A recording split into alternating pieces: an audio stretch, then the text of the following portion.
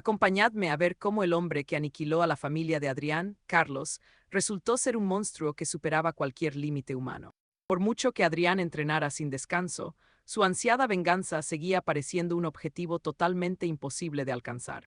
Pero cuando toda esperanza se desvanecía, el retrato de su legendario ancestro, Leonardo de Caravaca, cobró vida de forma repentina.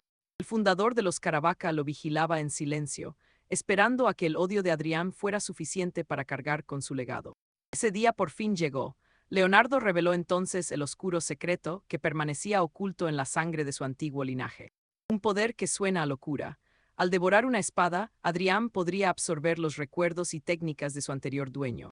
Esa era la razón de su grandeza, pero tú y yo sabemos que esto no podía ser tan fácil, hay un problema. Para iniciar ese camino, debía hacer lo imposible: calentar la espada de Leonardo, morder el acero ardiente y tragarlo pieza a pieza.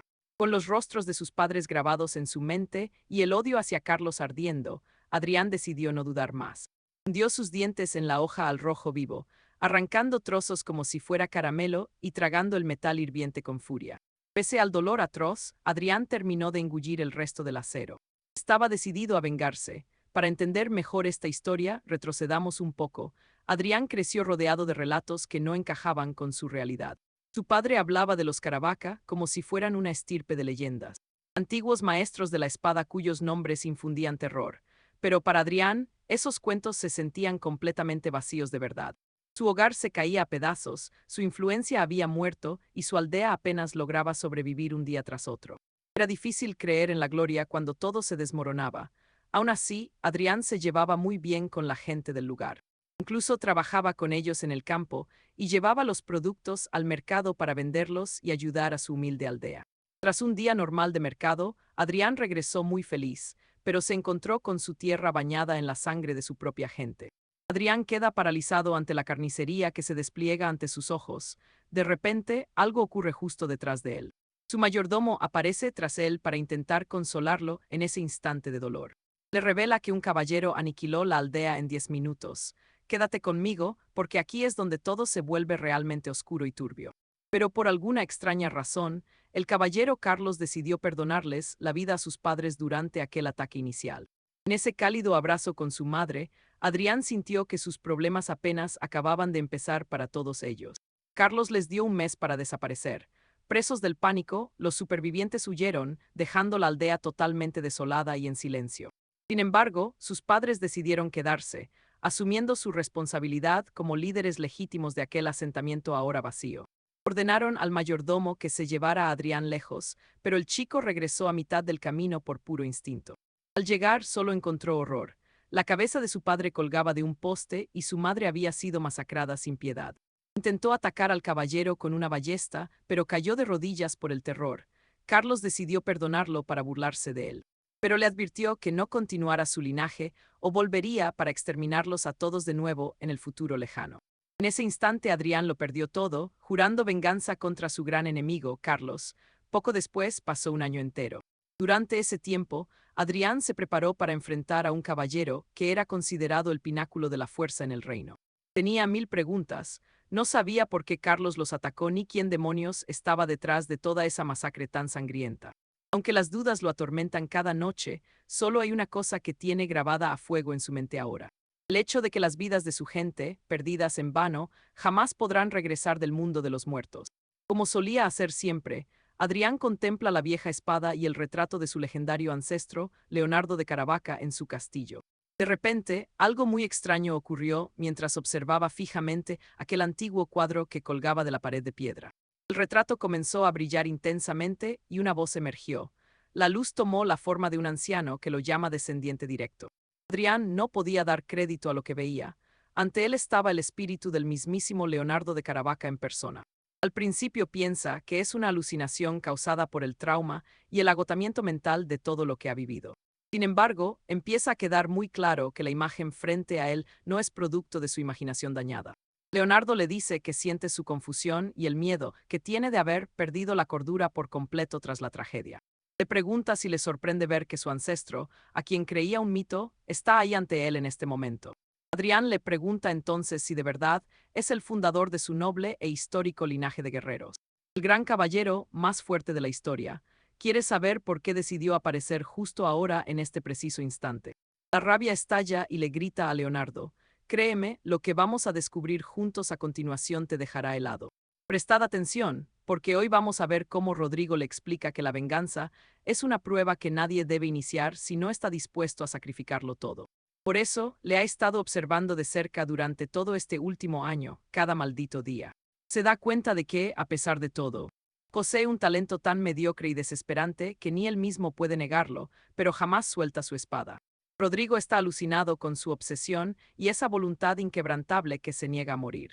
Le dice que acaba de aparecer porque el odio en los ojos de Alfonso ha alcanzado finalmente la profundidad necesaria. Además, Rodrigo confiesa que su paciencia se ha agotado y su sed de sangre ansía destrozar al asesino de sus descendientes. Escuchad bien, solo existe una verdad que no se puede negar, y es el hecho de que solo un gran maestro puede matar a otro. Rodrigo sabe que Alfonso lo entiende, por eso blandía su acero hasta la locura jurando venganza. Sin embargo, Rodrigo le deja claro que, por mucho que entrene, jamás podrá alcanzar el nivel de Don Carlos. Explica que un maestro de esgrima es un ser trascendental que ha superado los límites de la humanidad. Es un reino tan elevado que incluso los mayores genios son incapaces de comprenderlo. E incluso entre esos poderosos maestros, Don Carlos sigue siendo la joya de la corona. Rodrigo admite que incluso en su era solo unos pocos tenían tal habilidad, lo que significa que hoy nadie puede tocarle. Le advierte a Alfonso que conforme pase el tiempo, Don Carlos se volverá aún más poderoso. Cuando Alfonso escucha todo esto, su corazón empieza a temblar porque ya sospechaba que Don Carlos era demasiado poderoso, pero jamás pensó que fuera totalmente imposible vencerle. Alfonso gime de frustración al no creer que el hombre que le arrebató todo se convierta en héroe mientras él se queda al margen mirando impotente como antes. Justo entonces, y fijaos en este giro, porque Rodrigo le dice que todo ha cambiado ahora que puede ayudarle a superar a Don Carlos. Rodrigo quiere que Alfonso dicte sentencia sobre esa basura de caballero que masacró a sus descendientes como si fueran ovejas. Rodrigo le revela que solo hay un camino adelante, una senda que solo los caravanas recorren. Le dice a Alfonso que el siguiente paso es que devore su propia espada, esa que cuelga de la pared. Alfonso se queda totalmente confundido al oír semejante locura, y mira al hombre como si fuera un demente. Rodrigo lo lleva a la forja y le explica su herencia de sangre enana. Alfonso coloca la espada de Rodrigo en el horno mientras éste continúa con su explicación. Menciona que esa composición sanguínea viene de él, ya que es un híbrido de enano. Aunque los rasgos enanos no sean visibles, la sangre porta habilidades especiales que se transmiten de generación en generación. Esas habilidades están ligadas a las hojas de acero, revela que al consumir una espada, uno puede absorber los recuerdos y las técnicas de su portador como si fueran propios. Este es el poder que ha permitido a la Casa de Caravana producir maestros en cada generación, alzando a una familia tan prestigiosa. Alfonso se sorprende, pues siempre supo que los enanos dominaban el metal y el fuego. Pero desconocía tal habilidad. Aunque la historia suena absurda, Alfonso sabe que la verdad solo se demuestra con resultados. Entonces, Alfonso mira a Rodrigo a los ojos con una determinación feroz, pidiéndole que le enseñe a consumir el acero, ya que no tiene ninguna duda. Rodrigo le explica que el método es simple. Debe calentar la hoja hasta que esté lo bastante caliente para ablandarse ligeramente. Una vez hecho esto, tendrá que morderla y tragarla. Sin dudarlo, Alfonso lo hace mientras se pregunta si se ha vuelto loco o está bajo un hechizo. Pero no le importa. Si existe la más mínima posibilidad de tener éxito, está dispuesto a arriesgarlo todo. Alfonso cierra la mandíbula sobre la espada al rojo vivo y arranca un trozo como si fuera un caramelo. Una sensación abrasadora recorre su cuerpo al tragar y grita de puro dolor, como si se estuviera quemando por dentro. Pierde toda movilidad, soltando la espada mientras se agarra la garganta sufriendo un tormento insoportable. Cae al suelo, pero se niega a desmayarse mientras recuerda todo el horror por el que ha pasado. El rostro de sus padres en un charco de sangre sirve como su mayor motivación. Don Carlos es el centro de todo su odio. Con eso en mente, Alfonso agarra la espada y sigue masticando, decidido a matar a Don Carlos cueste lo que cueste. Tras tragar el metal ardiente, pierde el conocimiento, pero al despertar se sorprende muchísimo al ver que no ha muerto. De hecho, no tiene ni un solo rasguño. Y creedme, Alfonso habría pensado que era un sueño si no fuera por la empuñadura que tenía delante. Atención, porque vais a ver cómo Adrián demuestra una fuerza de voluntad increíble para su débil cuerpo. Beltrán le confiesa que muchos antepasados se rindieron ante ese dolor ardiente, pero él sigue en pie. Al verlo cara a cara, Beltrán sabe que el joven creerá las leyendas de su padre y no como simples mitos. Adrián queda impactado, pero se recompone y se inclina ante Beltrán, saludándolo como al gran fundador de su linaje. Sin embargo, el espíritu le corrige, no es su fundador, es su maestro, así le llamaban sus antiguos discípulos. El chico acepta el cambio de inmediato, manteniendo su postura de respeto absoluto frente al legendario guerrero. Adrián pregunta si ya posee ese gran poder. Al fin y al cabo, tragarse la espada debía otorgarle una fuerza sobrehumana. Pero la realidad es dura, no siente nada diferente. Beltrán le explica que hay un pequeño problema, y ese problema es el propio cuerpo de Adrián. Fijaos bien, porque el plan original de Beltrán era que Adrián alcanzara el nivel de maestro de forma instantánea. Pero su sangre se ha diluido tras tantas generaciones, no puede procesar tal energía aunque haya absorbido el acero. Básicamente, su cuerpo aún no es capaz de asimilar toda la esencia mística de la espada. Adrián se sorprende, pero acepta la noticia con calma. Un buen alumno siempre confía en la palabra de su mentor. Beltrán alucina con su madurez. Entonces el chico confiesa que ya sabía que su físico era su mayor debilidad. Pese al chasco, se siente aliviado, hay otra salida. El maestro, intrigado, le pregunta a qué se refiere con eso. Adrián le recuerda sus palabras, dijo que era imposible por ahora. Eso significa que en el futuro lo logrará. Mientras tanto, solo necesita encontrar un arma que se adapte a su fuerza actual. Beltrán se queda boquiabierto ante su increíble intuición. Tiene mucha razón. Cuanto más usada y desgastada esté una espada, mucho mejor será para él. Así que le pide a Adrián que lo lleve a un lugar con muchas armas para poder elegir la correcta. Adrián lo guía entonces hacia un vertedero mugriento repleto de viejas espadas oxidadas. Beltrán admite que el sitio da escalofríos. Los hechiceros oscuros matarían por poner un pie en un lugar tan sombrío. El joven explica que toda la basura de los suburbios termina acumulándose allí. Desde chatarra inútil hasta armas rotas, es el sitio perfecto para buscar lo que el maestro ha pedido. Beltrán asiente. En sus inicios, él mismo forjó su leyenda devorando armas en campos de batalla tan sangrientos como este. Había espadas de soldados caídos, hachas bañadas en barro y sangre, y lanzas con las puntas destrozadas por doquier. El maestro recuerda cuánto consumió y le advierte a Adrián que debe fortalecerse si quiere sobrevivir a lo que viene. Beltrán dice que el lugar le recuerda a los antiguos campos de batalla, donde las vidas chocaban sin descanso para sobrevivir. Habla de la crueldad de la guerra y de cómo incontables almas se desvanecen sin dejar rastro. Incluso entre tanto dolor y recuerdos horribles, siempre hay alguien capaz de dejar una chispa brillante de esperanza. Fijaos bien en esto, porque Beltrán señala un arma a lo lejos y le dice a Adrián que esa es la elegida. Parece más una aguja que una espada, pero insiste en que es justo lo que necesita ahora mismo. Un mes después, unos mercenarios llegan al pueblo y deciden asaltar el castillo de la familia. Se extrañan al verlo vacío. Uno bromea diciendo que harían experimentos oscuros antes de abandonar la mansión. Otro no está de acuerdo, dice que si fuera así, habrían muerto nada más cruzar el umbral. Otro sugiere que quizá un noble caído se oculta todavía entre esos muros. Los bandidos celebran el botín fácil, creen que no hay nadie con valor suficiente para detenerlos. Uno encuentra la ropa de la difunta madre de Adrián y empieza a manosearla con desprecio. El grupo se emociona pensando que hay una dama escondida con la que podrán divertirse un rato. Mientras ríen y huelen las prendas, la voz de Adrián resuena en el salón ordenándoles que se detengan de inmediato. Adrián sale de las sombras. Les explica que a su madre le gustaba el orden. Les pide amablemente que suelten todo para poder hablar como caballeros. Los matones se burlan, esperaban a una mujer y se encuentran con un crío indefenso frente a ellos. Adrián, tranquilo, les pregunta si buscan comida o simplemente un lugar donde dormir. Dice que no le importa tener vecinos, pero los criminales piensan que el chico ha perdido el juicio. El líder del grupo avanza hacia él. Creedme, se arrepentirá de llamarlo estúpido. El tipo se lanza contra él con rabia preguntándole si tantas ganas tiene de morir. Mirad bien, porque estáis a punto de ver cómo un error fatal despierta la furia de Adrián. Antes de que pueda reaccionar, Adrián le clava el estoque aguja en el abdomen, buscando un punto vital. El bruto escupe sangre, mientras Adrián lo mira fijamente, con una rabia que hiela la sangre. Un mes antes, al elegir el arma, Adrián le preguntó a Mateo si de verdad debía tragarse esa aguja. Adrián decía que parecía tan frágil que se rompería al intentar cortar cualquier cosa con ella. Mateo le explica que esa es la clave, pues no fue hecha para chocar aceros ni romper cosas. Mateo le confiesa que solo tiene un propósito y fue creada específicamente para duelos a vida o muerte.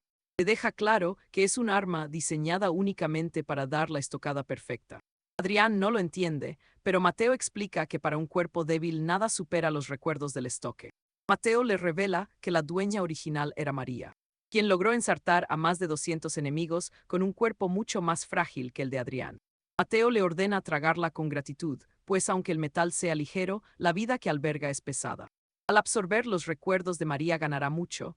Ella era una niña de 10 años que lo perdió todo. Sobrevivió a un incendio con el rostro marcado, viendo a sus padres arder hasta quedar totalmente irreconocibles. Al despertar de aquel horror, susurró que habría preferido morir entre las llamas junto a su familia. Tras perderlo todo, la pequeña María terminó viviendo en un hospicio del reino. Todo empeoró al saber que allí adoraban a la diosa del fuego, sumiéndola en una desesperación absoluta. La obligaban a rezar en un lugar que llamaba salvación a lo mismo que destruyó su vida. Sus días en aquel hospicio fueron un auténtico infierno para la pobre niña. Y se aisló cuando los otros niños empezaron a mirarla como a un monstruo por su cicatriz.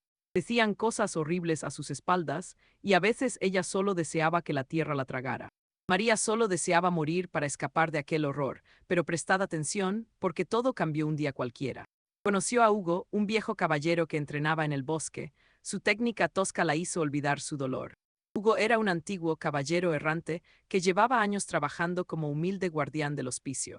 Normalmente, María no habría tenido valor para hablar con un extraño en su situación. Pero dejó atrás su miedo y le preguntó al hombre si ella también podía ser como él. Le rogó que le enseñara, siendo este su primer paso para querer aferrarse a la vida. Hugo dudó y le respondió que lo que ella veía no ayuda a las mujeres en este mundo. Le advirtió que las armas como la suya suelen herir más a quien las empuña que al enemigo. Ella insistió para no volver a temer al fuego. Hugo cedió y la llevó ante sus armas. Le pidió que eligiera una y que, si lograba blandirla, se convertiría en su nuevo maestro. María preguntó si era obligatorio agitarla, señalando entonces el pequeño estoque aguja del rincón. Le dijo a Hugo que no le importaba el tamaño mientras pudiera defenderse de sus demonios. Apuntó el arma hacia el cuello de Hugo con una mirada tan siniestra que lo dejó helado. De vuelta al presente, Adrián ensarta al bruto, quien cae al suelo sembrando el pánico entre sus hombres. No pueden creer lo que ven, pero Adrián les anuncia que las negociaciones han terminado. Resulta que todo el entrenamiento de Mateo no fue sobre técnica pura con la espada. Solo buscaba fortalecer su cuerpo para que no se cansara tras correr durante horas. Fijaos bien, porque hasta Mateo está sorprendido de esa estocada tan precisa sin haberle enseñado técnica alguna. Esto confirma que Adrián absorbe bien el arma, dando su primer paso como caballero de la caravana. Adrián clavó el estoque justo entre las costillas, perforando el pulmón, un golpe que requiere precisión absoluta. Adrián es plenamente consciente de que es un completo novato en todo lo relacionado con la esgrima.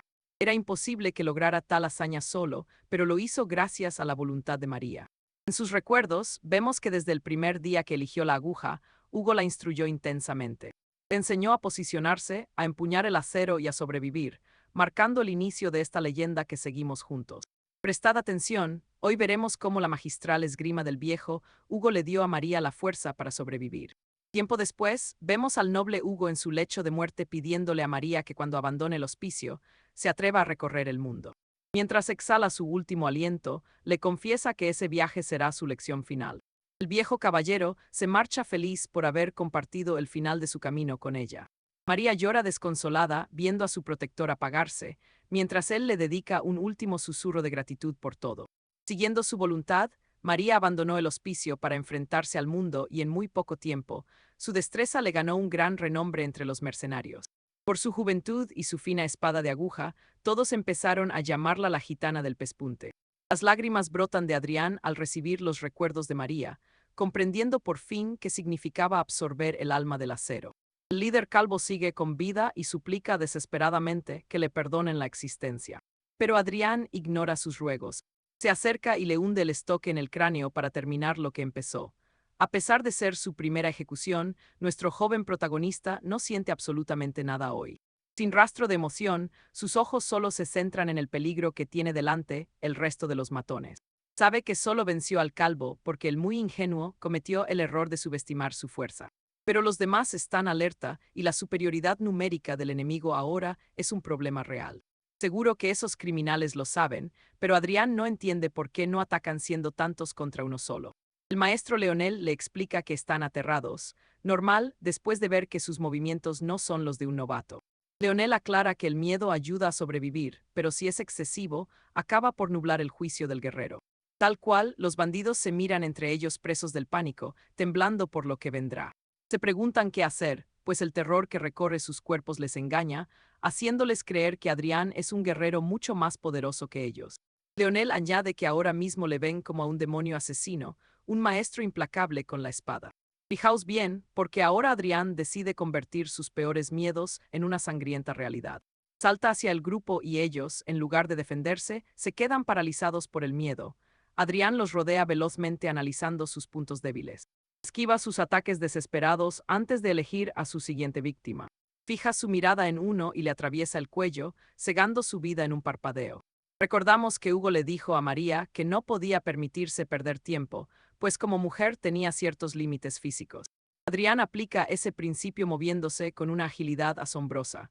Sabe que al ser el bando débil, solo tiene 2 golpes como máximo para derribar a su enemigo antes de quedar expuesto ante ellos.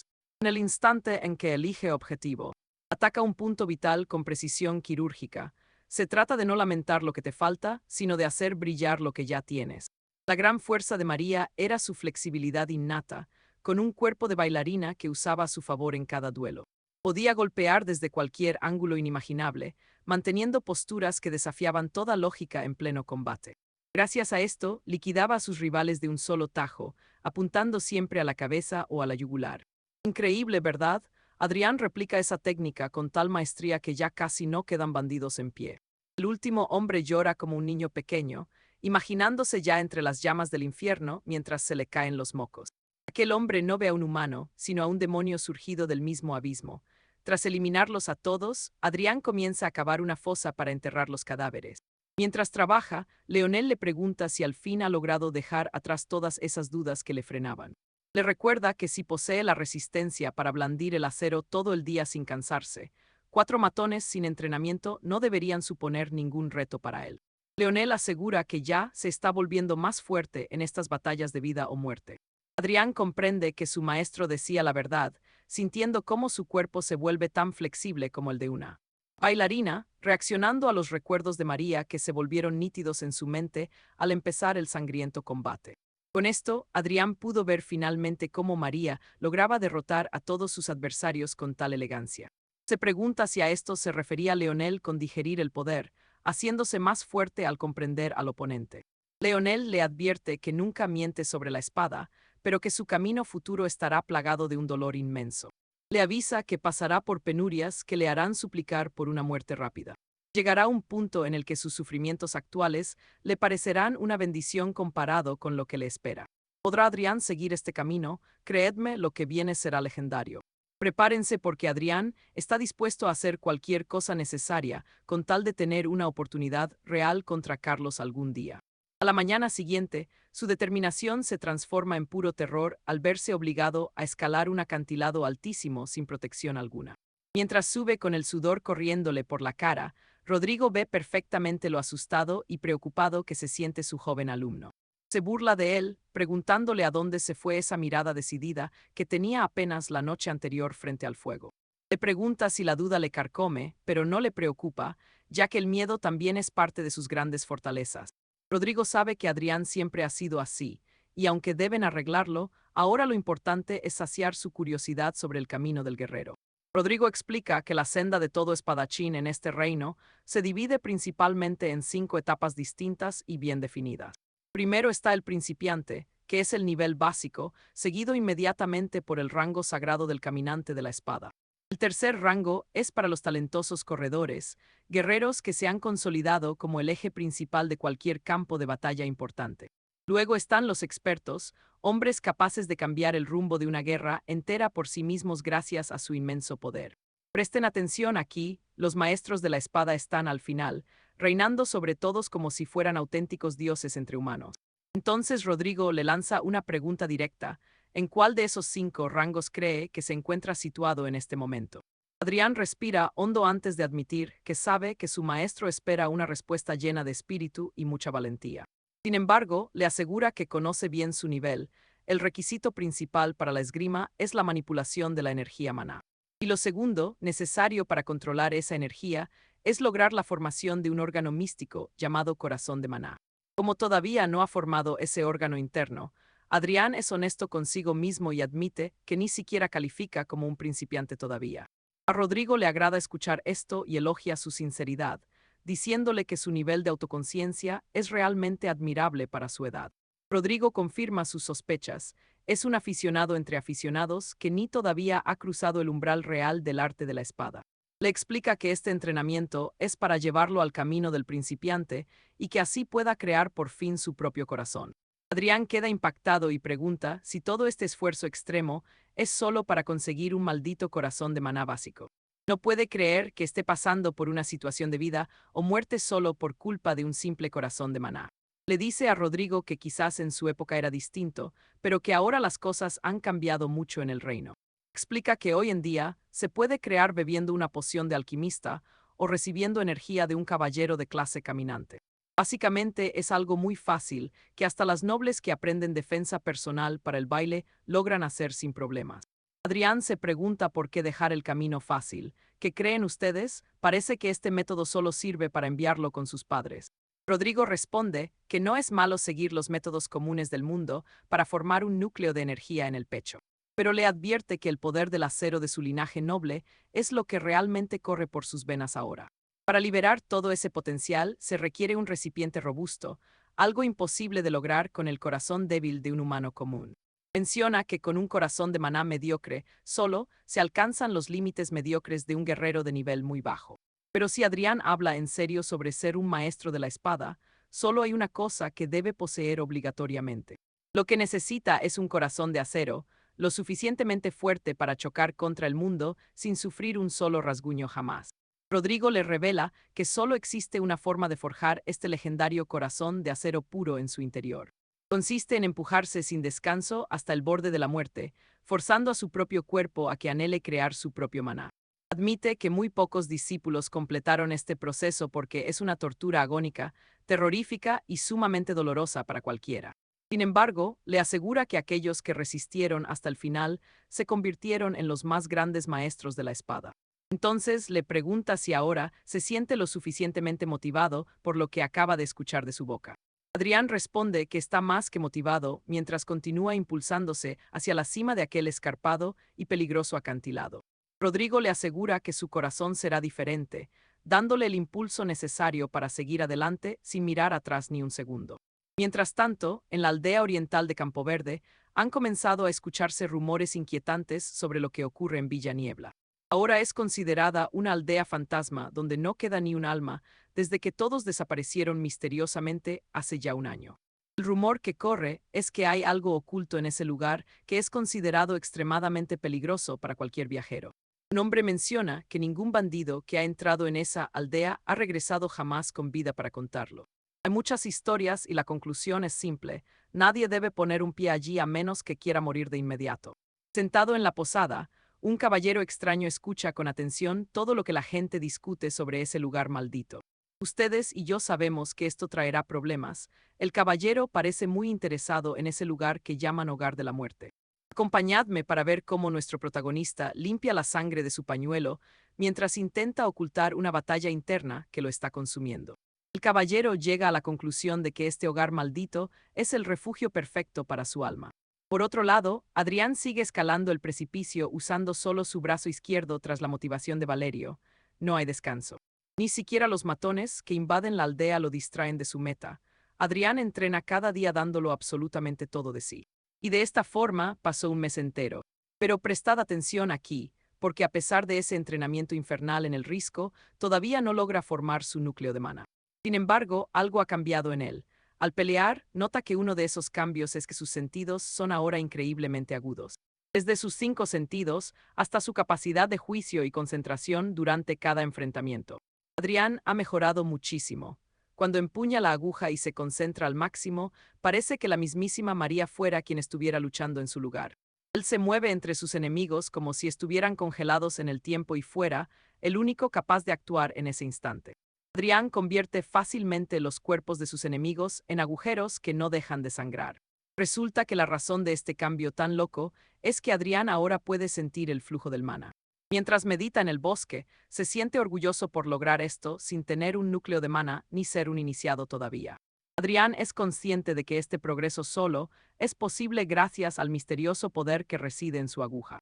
Adrián pregunta entonces a su maestro qué clase de poder se supone que tendrá al alcanzar el siguiente nivel. Valerio se burla diciendo que aún le queda mucho camino, pero decide otorgarle la respuesta que tanto busca para saciar su curiosidad. Le explica que al formar el núcleo y ser un iniciado que comprenda este poder, podrá estar al nivel de María. Si logra avanzar más allá de eso, canalizando toda la energía desde su núcleo de mana, alcanzaría el rango de un sobrehumano capaz de potenciar sus habilidades físicas y crear campos de fuerza para el ataque o la defensa. Escuchad bien, esto es lo que llaman un caminante del acero. Aunque sea el siguiente paso tras ser iniciado, en cuanto lo enfrentas, te das cuenta de que el abismo entre ambos niveles es simplemente aterrador. Valerio le pregunta si esto responde a su duda y Adrián asiente con determinación. No obstante, tiene una pregunta más sobre ese hombre que acaba de instalarse en sus tierras desoladas. Adrián lo ha estado vigilando y le pregunta a Valerio si ese sujeto es también un caminante del acero. Valerio lo confirma diciendo que ese hombre es un oponente en otro nivel comparado con la basura que ha enfrentado hasta ahora. Le pregunta qué planea hacer, pues con su fuerza actual no duraría ni un segundo frente a un guerrero de ese calibre. Adrián responde que sigue vigilando la situación mientras se prepara para cualquier tragedia que pueda ocurrir en su territorio. Le confiesa a Valerio que en realidad no tiene ninguna otra opción desde el principio. Entonces su maestro le sugiere que siempre puede abandonar el feudo para evitar un combate a muerte. Pero Adrián se niega porque, aunque la zona esté desolada, es el único lugar donde aún conserva los recuerdos de sus seres queridos. Valerio comprende su dolor y le urge a hacerse fuerte, porque en este mundo cruel, el poder es la única respuesta. Le dice que use sus anhelos como el combustible necesario para impulsarse hacia adelante y conseguir lo que realmente quiere. Lo insta a usar su dolor como fuente de fuerza para volverse duro como el acero y que nadie vuelva a burlarse jamás. Tiempo después, Adrián se topa con el caballero en la noche, quien le ordena no dar ni un paso si valora su vida. Antes de este enfrentamiento, desde que el hombre llegó al feudo, Adrián lo había estado vigilando como parte de su rutina diaria. Aprendió algo importante. Aunque hay muchas casas vacías, el hombre las respeta como si tuvieran dueño y no toca ni un solo objeto. Vive de forma humilde, llevando solo el pequeño fardo que trajo consigo al llegar. Sus otros hábitos consisten en observar el atardecer sumido en sus pensamientos o pasar el tiempo entregado a la oración. Al final, Adrián dedujo que era un caballero y Valerio coincide en que es un espadachín con nivel de caminante. Sin embargo, le sorprende que siga las reglas y modales de forma tan estricta incluso cuando no hay nadie mirando. Valerio revela que esa clase de personas tan tercas son realmente una rareza fuera de las órdenes de caballería.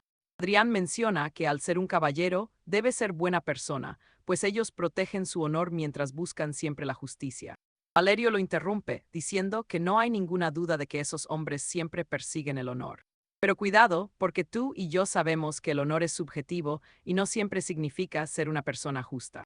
Escuchad bien, Beltrán afirma que el honor no siempre es bueno, pues depende totalmente de la persona a la que el caballero jure lealtad.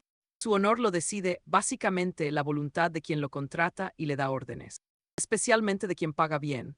Beltrán decide explicarle al ingenuo Arán que es realmente un caballero hoy en día. Le dice que un caballero es solo una espada a sueldo que usa el honor como excusa para la violencia, alguien que usa técnicas ancestrales para matar con eficacia. Y como van protegidos por armaduras carísimas, son simplemente un tipo de enemigo mucho más difícil de abatir en combate. Beltrán le pide a Arán que no se deje engañar por esa palabra tan elegante que es caballero. Le sugiere que mire su verdadera naturaleza para juzgar por sí mismo. Beltrán le dice a Arán que la sospecha es su mayor fuerza y le recuerda que ha sido así desde pequeño. De niño, escuchaba atento todas las historias que su padre le contaba sobre el noble linaje de la familia, pero en el fondo cuestionaba si eran reales, incluso cuando un nuevo poder lo volvió arrogante y lo puso en serio peligro. Sus sentidos agudos y su observación cuidadosa le ayudaron a eliminar riesgos para poder hallar las respuestas que buscaba.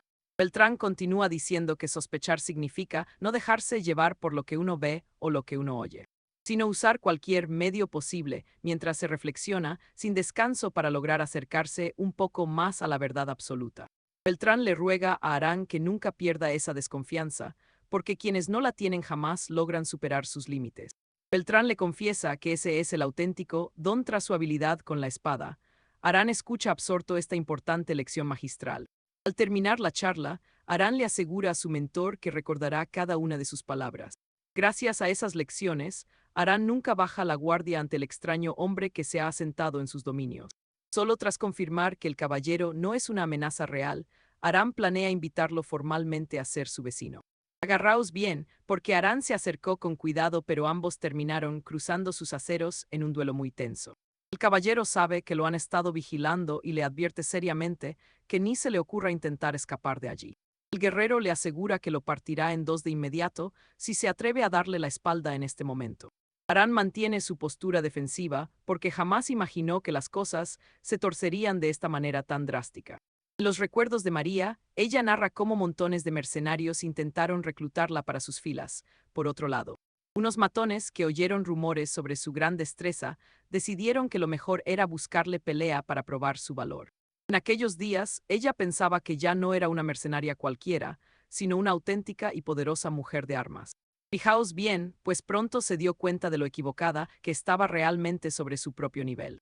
Se topó con un caballero caminante que la desarmó fácilmente mientras se mofaba de sus pobres y escasas habilidades.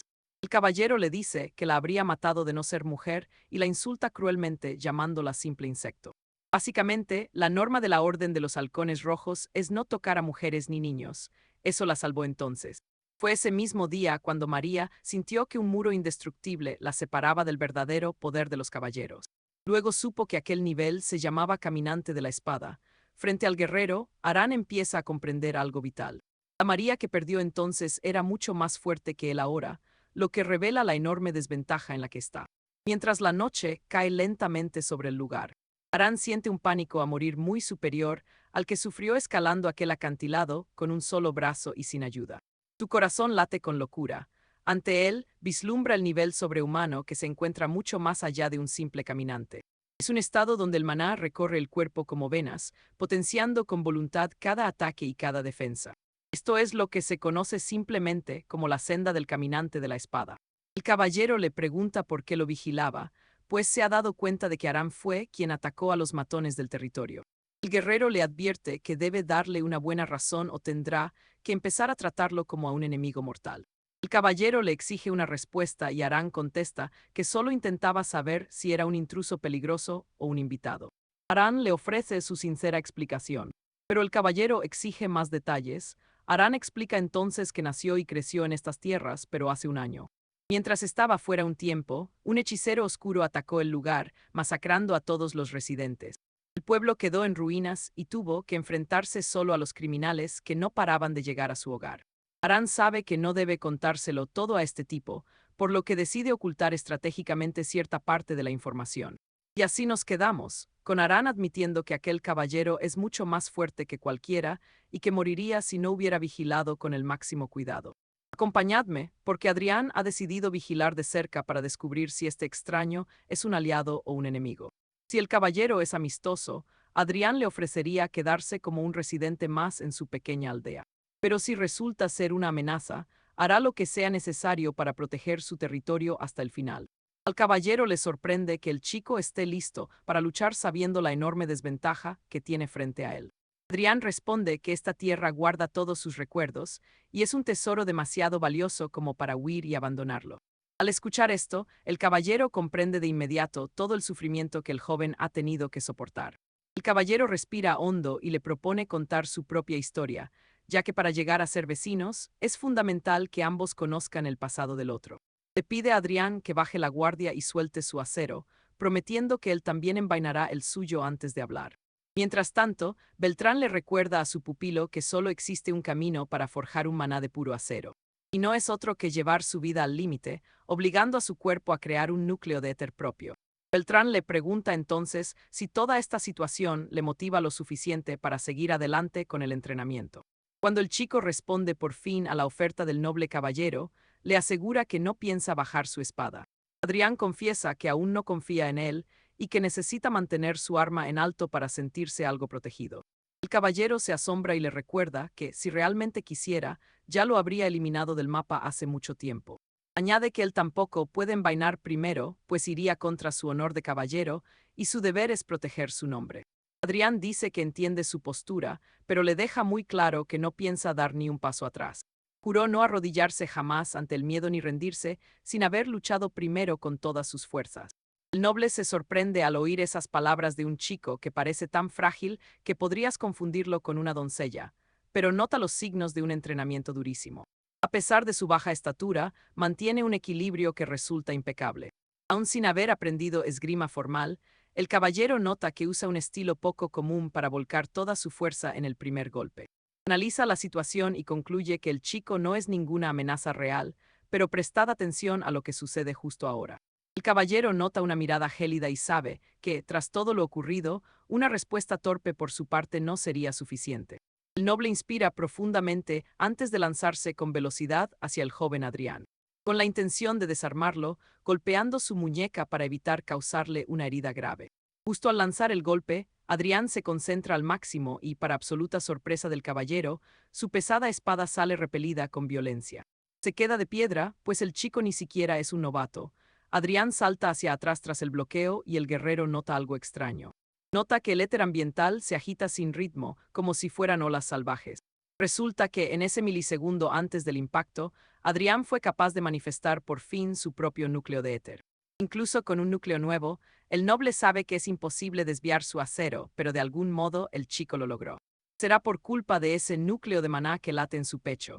Sabe que los núcleos normales suelen ser flexibles, pero el de Adrián es robusto y firme, como si fuera de puro acero. Aquí es donde ambos vemos su potencial, aunque Adrián es consciente de que haber bloqueado ese ataque no fue por su habilidad, sino por un golpe de suerte. Más tarde, Adrián pudo sentir que, desde el primer momento, el noble no tenía intención de lastimarlo, ya que apuntó a su muñeca para evitar los puntos vitales y no puso casi energía en el golpe. Básicamente por eso le resultó sencillo predecir la trayectoria exacta y lograr encajar su arma en el punto preciso para bloquear el ataque del noble. Aunque fue un auténtico milagro, pagó un alto precio, ya que la onda expansiva le arrolló como un carruaje pesado, sumiéndolo en una agonía intensa, como si cada hueso de su cuerpo se estuviera rompiendo. Así, Adrián confirma que la brecha de poder no es broma. Sin embargo, se alegra de que aquello que tanto deseaba, su núcleo de éter, haya despertado al fin. A pesar de todo, sigue siendo un novato y sus ataques no alcanzarán al caballero. En vista de la situación, Adrián comprende que solo le queda una salida, y es forjar su propio camino de maná usando los recuerdos de María como apoyo. En el pasado, María se derrumbó llorando tras chocar contra un muro infranqueable personificado en el errante. Se topó con un límite imposible de superar de frente y su cuerpo no paraba de temblar de miedo, hasta que la voz de Hugo resonó en su mente. Recordó a Hugo diciendo que la mayoría de espadachines ven los muros como límites imposibles cuando los tienen delante. Pero eso solo es una excusa para los cobardes. Vosotros y yo sabemos que Adrián tiene el valor de derribar cualquier muro. Hel menciona que los muros están allí para ser cruzados, pues no son más que escalones para subir más alto. Acompañadme en esta historia donde Hel le enseñó a nunca huir, sino a mantenerse firme ante cualquier gran desafío. Tras superar sus miedos, Mari regresó para enfrentar al caminante aceptando que esta vez saldría herida de forma grave. Pero si se niega a rendirse y choca contra el muro, su espada logrará cruzar esa barrera sin duda. Siguiendo el consejo de Hel y sufriendo 1000 penurias, logró cruzar el muro. Todo se basa en creer en uno mismo. El muro es algo que cualquier espadachín encontrará en su camino. Desde la intimidación que se filtra bajo la piel hasta la desesperanza que amenaza con aplastar a todo retador. Dar un solo paso se siente como una carga pesada y siempre existirá la tentación de querer dar marcha atrás. En ese instante crítico, Aran se mantuvo firme y chocó contra su muro sabiendo el riesgo que estaba corriendo. Prestad atención aquí, porque Aran necesita esta prueba de vida o muerte para avanzar con su última pizca de esperanza. Aran respira hondo mientras intenta analizar cada detalle del caballero que tiene justo delante de él en combate. Quiere saber qué músculos tensa, cómo respira y qué trayectoria pretende seguir con su acero contra su joven oponente. Aran se prepara para reunir cada pista necesaria y así trazar un único camino de victoria hacia la gloria. Liam observa lo que hace Aran y se siente totalmente impresionado por el gran esfuerzo que el chico demuestra. Al parecer, el estilo de los Caravaggio dicta no temer jamás a lo imposible, enfrentando cada prueba de frente mientras muestran su inquebrantable voluntad. Aran sigue colocando cada pieza en su lugar y al sentirse listo, se lanza con furia hacia el caballero. Mari admite que temía al fuego y que la tragedia que le arrebató todo fue solo el comienzo de su dolor. Hubo días en los que ni siquiera podía mirarse al espejo y hasta respirar se sentía como una carga. Así fue como descubrió que no debía temer a las llamas, sino a su propia debilidad por querer huir.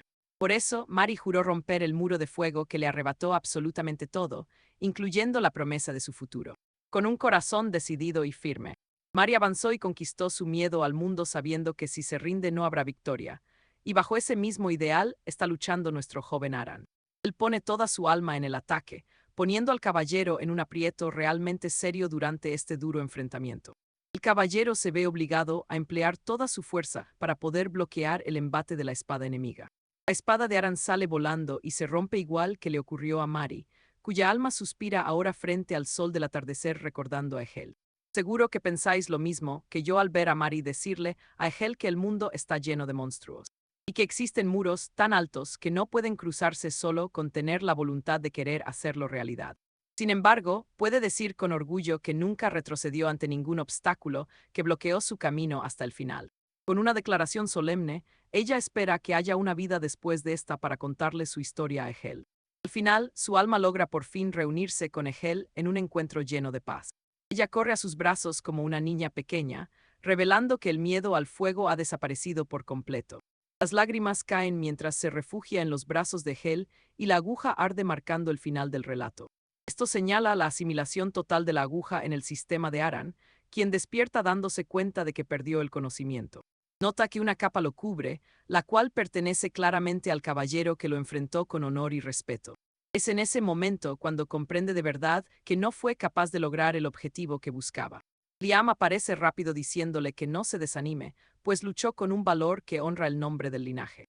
De hecho, ganó algo valioso tras esa derrota dolorosa, que es la asimilación completa de la aguja en él. Aran lo comprende al sentir sus músculos mucho más flexibles y sus sentidos tan afilados como los de una auténtica bestia salvaje. Básicamente, ha escalado la cima como un mercenario veterano que ha vivido toda una vida al borde de la muerte. Aran entiende por fin por qué su maestro eligió la espada, quería mostrarle la vida de Mari, no solo técnica. Liam quería enseñarle esa voluntad que nunca se rinde y Aran sonríe pensando que pudo decírselo desde el principio. Justo entonces, el caballero aparece a lo lejos, expresando su alivio al ver que Aran ha despertado por fin. Dice que solo fue a por agua, pero al verlo, Aran se pone a la defensiva de inmediato por instinto. Así terminamos hoy, con Aran en guardia mientras el caballero comprende su instinto de guerrero. Hola a todos, acompañadme para descubrir cómo un caballero errante aparece para cambiar el destino de nuestro joven protagonista, asegurándole que no tiene ninguna intención de matarlo y que solo quiere hablar. Sin embargo, es natural desconfiar y Liam lo comprende perfectamente. El caballero le dice a Aran que sabe que ha pasado por momentos muy duros y que su desconfianza está justificada. Por eso, entiende que no baje la guardia, pero le pide que por favor le dé una oportunidad para poder contarle su verdadera historia de una vez por todas. El caballero comienza a quitarse la camisa para demostrarle a Aran por qué ha venido hasta sus tierras y por qué no puede representar ninguna amenaza para él. Tras desnudarse el torso, se presenta ante ellos como Patricio, un caballero retirado y un simple vagabundo sin hogar. Resulta que padece una enfermedad terminal y la muerte ya está llamando a su puerta de forma inevitable. Menciona que los sumos sacerdotes expertos en medicina le han asegurado que, con mucha suerte, le queda apenas un mes de vida en este mundo. Básicamente, Patricio no es más que un hombre enfermo que espera el final de sus días. Con este secreto revelado a los cuatro vientos, Patricio le pregunta a Aran si finalmente está dispuesto a escuchar el resto de su relato. Los dos se sientan a conversar, pero a diferencia de su impecable habilidad con la espada, el caballero era torpe con las palabras y le costaba mucho expresarse. Aún así, sus emociones eran sinceras y Aran sintió que era un caballero que abandonó su orden tras el diagnóstico para buscar un lugar digno donde morir. Patricio confiesa que dejó su puesto porque no quería convertirse en una carga pesada mientras su vida se desvanecía lentamente frente a todos sus compañeros. Menciona que simplemente desea pasar sus últimos momentos en paz, disfrutando tranquilamente del tiempo que le queda de vida. Atentos a esto, amigos míos. Liam le asegura a Aran que no detecta mentiras en las palabras de Patricio, porque incluso mientras habla, su corazón está siendo devorado por la enfermedad. Revela que en el preciso instante en que la dolencia invada su núcleo de mana y alcance su corazón, morirá finalmente sin remedio. Patricio le pregunta entonces a Aran qué le parecería tenerlo como su nuevo vecino. Aran se toma un momento antes de responder y le dice a Patricio que valora su sinceridad, agradeciéndole profundamente que haya compartido una historia tan difícil. Aran se presenta formalmente y revela que es el último descendiente de este linaje tras haberlo perdido absolutamente todo en el pasado. Aran le estrecha la mano en señal de bienvenida y Patricio acepta la hospitalidad, agradeciendo de corazón el honor de ser recibido. Como Aran ya posee su núcleo de mana, cree que es hora de avanzar y Liam le informa que hay un lugar específico al que debe ir. Unos días después, Aran viaja lejos de sus tierras, mientras descansa en el carruaje. Le comenta a Liam que esperaba que él mismo le enseñara esgrima directamente ahora que ya tiene su propio poder interno. Sin embargo, Liam tuvo que llevárselo lejos, y es gracias a Patricio que pudo partir, ya que él se encargaría de proteger el territorio de cualquier invitado. Aran pregunta si hay una razón real para viajar tanto, y Liam le responde que necesita abandonar de una vez su mentalidad de plebeyo. Liam le explica que su familia es distinta a cualquier otra en el mundo, lo cual demuestra lo especiales que son sus raíces. Liam le asegura que mientras la sangre de acero corra por sus venas, la asimilación de una nueva espada es su máxima prioridad antes que cualquier entrenamiento básico convencional. Revela que se dirigen al lugar perfecto porque allí no importan ni los títulos nobles ni el origen de los combatientes que buscan la gloria. Preparaos porque vamos a entrar en un sitio donde solo se reúnen los sedientos de sangre para luchar a muerte. Ese lugar no es otro que la arena de combate, un escenario que rebosa adrenalina y sangre por doquier. Pronto llegan a Ferraya, la ciudad del acero, una de las urbes más importantes de los 7 reinos donde la metalurgia es legendaria. Casi todas las armas del reino de hierro se fabrican allí. Es básicamente la tierra sagrada de las espadas. Pero la verdadera razón por la que Ferraya es tan grandiosa es otra distinta, y se debe exclusivamente a su sangrienta arena. Al llegar, Liam siente mucha nostalgia al recordar lo emocionante que era estar allí. Menciona que en la arena ocurrieron combates totalmente dementes, desde duelos entre bestias feroces para descubrir cuál era la más fuerte de todas, hasta humanos contra monstruos en combates salvajes, e incluso peleas entre diferentes razas para decidir quién era el guerrero superior.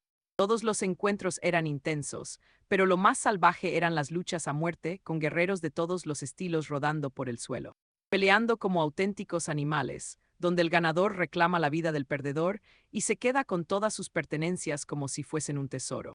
Es una matanza total frente a una multitud ebria por el olor a sangre, lanzando monedas de oro y apostando mientras gritan como locos. Es una ciudad de la locura construida sobre montañas de sangre derramada. Tras oír esto, Aran admite que no hay mejor sitio para fortalecerse. Y así es como termina este capítulo. Pero recordad que lo que Aran hará en este foso de muerte para volverse invencible, devorando espadas, os dejará sin palabras. Pero Liam le aclara que se equivoca por completo, pues si devorar aceros fuera tan fácil, lo habría puesto a engullir cada arma oxidada del vertedero desde el principio. Quédense conmigo, pues Liam le advierte que no puede ir tragando espadas al azar, ya que si lo hace, los recuerdos fragmentados de esos aceros lo consumirán y terminará perdiendo su propia identidad. Liam le exige que domine la espada antes de que ella lo controle a él.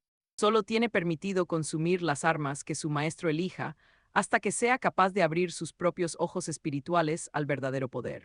Tras la lección, Liam sugiere que se dirijan de una vez al Gran Coliseo. Deben registrarse y, 3 horas después, la joven recepcionista le informa a Aran que debe recoger su medalla de rango obligatoria, pues sin ese metal no tiene permitido luchar. Aran se queda totalmente confundido porque jamás había oído hablar de medallas, e incluso el veterano Liam no tiene ni la menor idea de qué son. Liam le jura a su pupilo que en sus tiempos de gloria no existía nada parecido. Una joven de cabello verde le enseña cómo es la dichosa medalla y le urge a conseguir la suya antes de volver a la fila. Resulta que estas medallas son marcas de rango especiales que solo existen dentro de los muros del Coliseo. Se otorgan según la fama, el estatus y el historial de combate. El color define la fuerza del guerrero, clasificándolos desde el rango más legendario hasta el más bajo. Existen las medallas negras, blancas, de platino, oro y las de plata para los guerreros más veteranos del reino. Como apenas es un novato, la única que puede obtener es la de bronce, que básicamente es una completa basura. Aran no puede creer cuánto han cambiado las leyes comparado con lo que decía su maestro. Horas antes, Liam fanfarroneaba sobre cómo un novato podía entrar y enfrentarse a 100 hombres sin problemas. En teoría no había discriminación, porque al llegar al Coliseo te lanzaban directamente a la arena para demostrar tu valía. Pero ahora hay clases por peso, algo que a Liam le parece despreciable porque todo se basa en el dinero. Aran dice que si el reino solo buscara fuerza bruta y combates a muerte por cientos de años, no quedarían luchadores vivos y los apostadores se aburrirían al ver que los fuertes y débiles mueren por igual. En resumen, los fuertes deben luchar contra fuertes y los débiles contra débiles para que el espectáculo sea emocionante. Aran le explica a Liam que los tiempos han cambiado y ahora el Coliseo es un destino famoso que atrae a gente de todas partes. Por eso la ciudad de Furma creció tanto, siendo un cambio bastante inteligente para la economía del reino. Aran menciona que ahora no es obligatorio ejecutar al perdedor, aunque este suele terminar con heridas de gravedad absoluta. Presten atención aquí, porque Liam odia estos cambios y le pide a Aran que se guarde la información, pues cada detalle lo enfurece más. Aunque piensa que esto podría ser un golpe de suerte inesperado para el joven Aran. Cree que será una experiencia increíble enfrentar a oponentes de su nivel, ya que cada duelo siempre le enseñará un secreto nuevo. Pero antes, Liam propone visitar las armerías locales, pues la calidad del acero aquí supera por mucho a las pequeñas tiendas cercanas a Caravan. Como la espada de Aran se quiebra con nada, Liam decide que necesitan repuestos. De repente, pasan frente a un muro de trofeos que, en lugar de medallas, exhibe armas antiguas de leyendas pasadas. Aran y Liam se quedan petrificados ante semejante visión. Mientras Aran admira el lugar, aparece de repente un hombre llamado Tom. Él nota que es la primera vez del joven guerrero en el Salón de la Gloria y se presenta como el guardián. Ustedes y yo sabemos que Aran aceptará, y efectivamente se inclina ante el hombre pidiéndole que le explique la historia de este lugar sagrado. Tom revela que esas armas pertenecieron a guerreros que realizaron hazañas épicas en la arena hace muchísimos años. Todas las piezas son viejas y están rotas, así que ya no pueden ser usadas en batalla. Se conservan en el Salón de la Gloria para honrar el espíritu inquebrantable de quienes las empuñaron. Aran está fascinado, y Tom le invita a hacer cualquier pregunta que queme en su curiosidad de guerrero. El hombre menciona con orgullo que ese es su deber como protector del santuario. Al instante, Liam le ordena a Aran preguntar cómo conseguir esas espadas, pues ha detectado el próximo acero místico que su pupilo necesita devorar para hacerse mucho más fuerte. Tom le confirma que es posible, pero solo para aquellos luchadores que demuestren su verdadera valía. Los guerreros ganan el derecho de reclamar un arma que coincida con el rango de su medalla. Cada vez que suben de rango, pueden elegir un nuevo tesoro. Tom le asegura que esa espada que mira con tanta fijeza será suya al alcanzar el rango de plata. Tras esto, avanzan por el pasillo hacia la entrada principal, mientras Liam le susurra que ese salón es, en realidad, una cámara de tesoros. Liam les comenta esto. Para otros será chatarra inútil, pero para Aran, esas espadas son oro puro. Ahora el chico tiene motivos de sobra para conquistar el Coliseo y mejorar sus habilidades. Y así termina este capítulo. Confíen en mí, porque querrán ver cómo Aran devora ese acero legendario muy pronto. Oye, tú y yo sabemos que León robaría esas espadas si pudiera, pero Tomás no es un anciano cualquiera y eso lo complica. Adrián no lo pilla porque el viejo Tomás parece un abuelito muy tierno y pacífico. León entiende la confusión.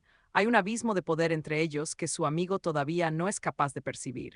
El chaval explica que Tomás condensa su mana como una armadura perfecta, creando una defensa absoluta aunque esté a medias. En resumen, el amable Tomás es un experto en espada, un rango justo por debajo del nivel maestre. Adrián está flipando.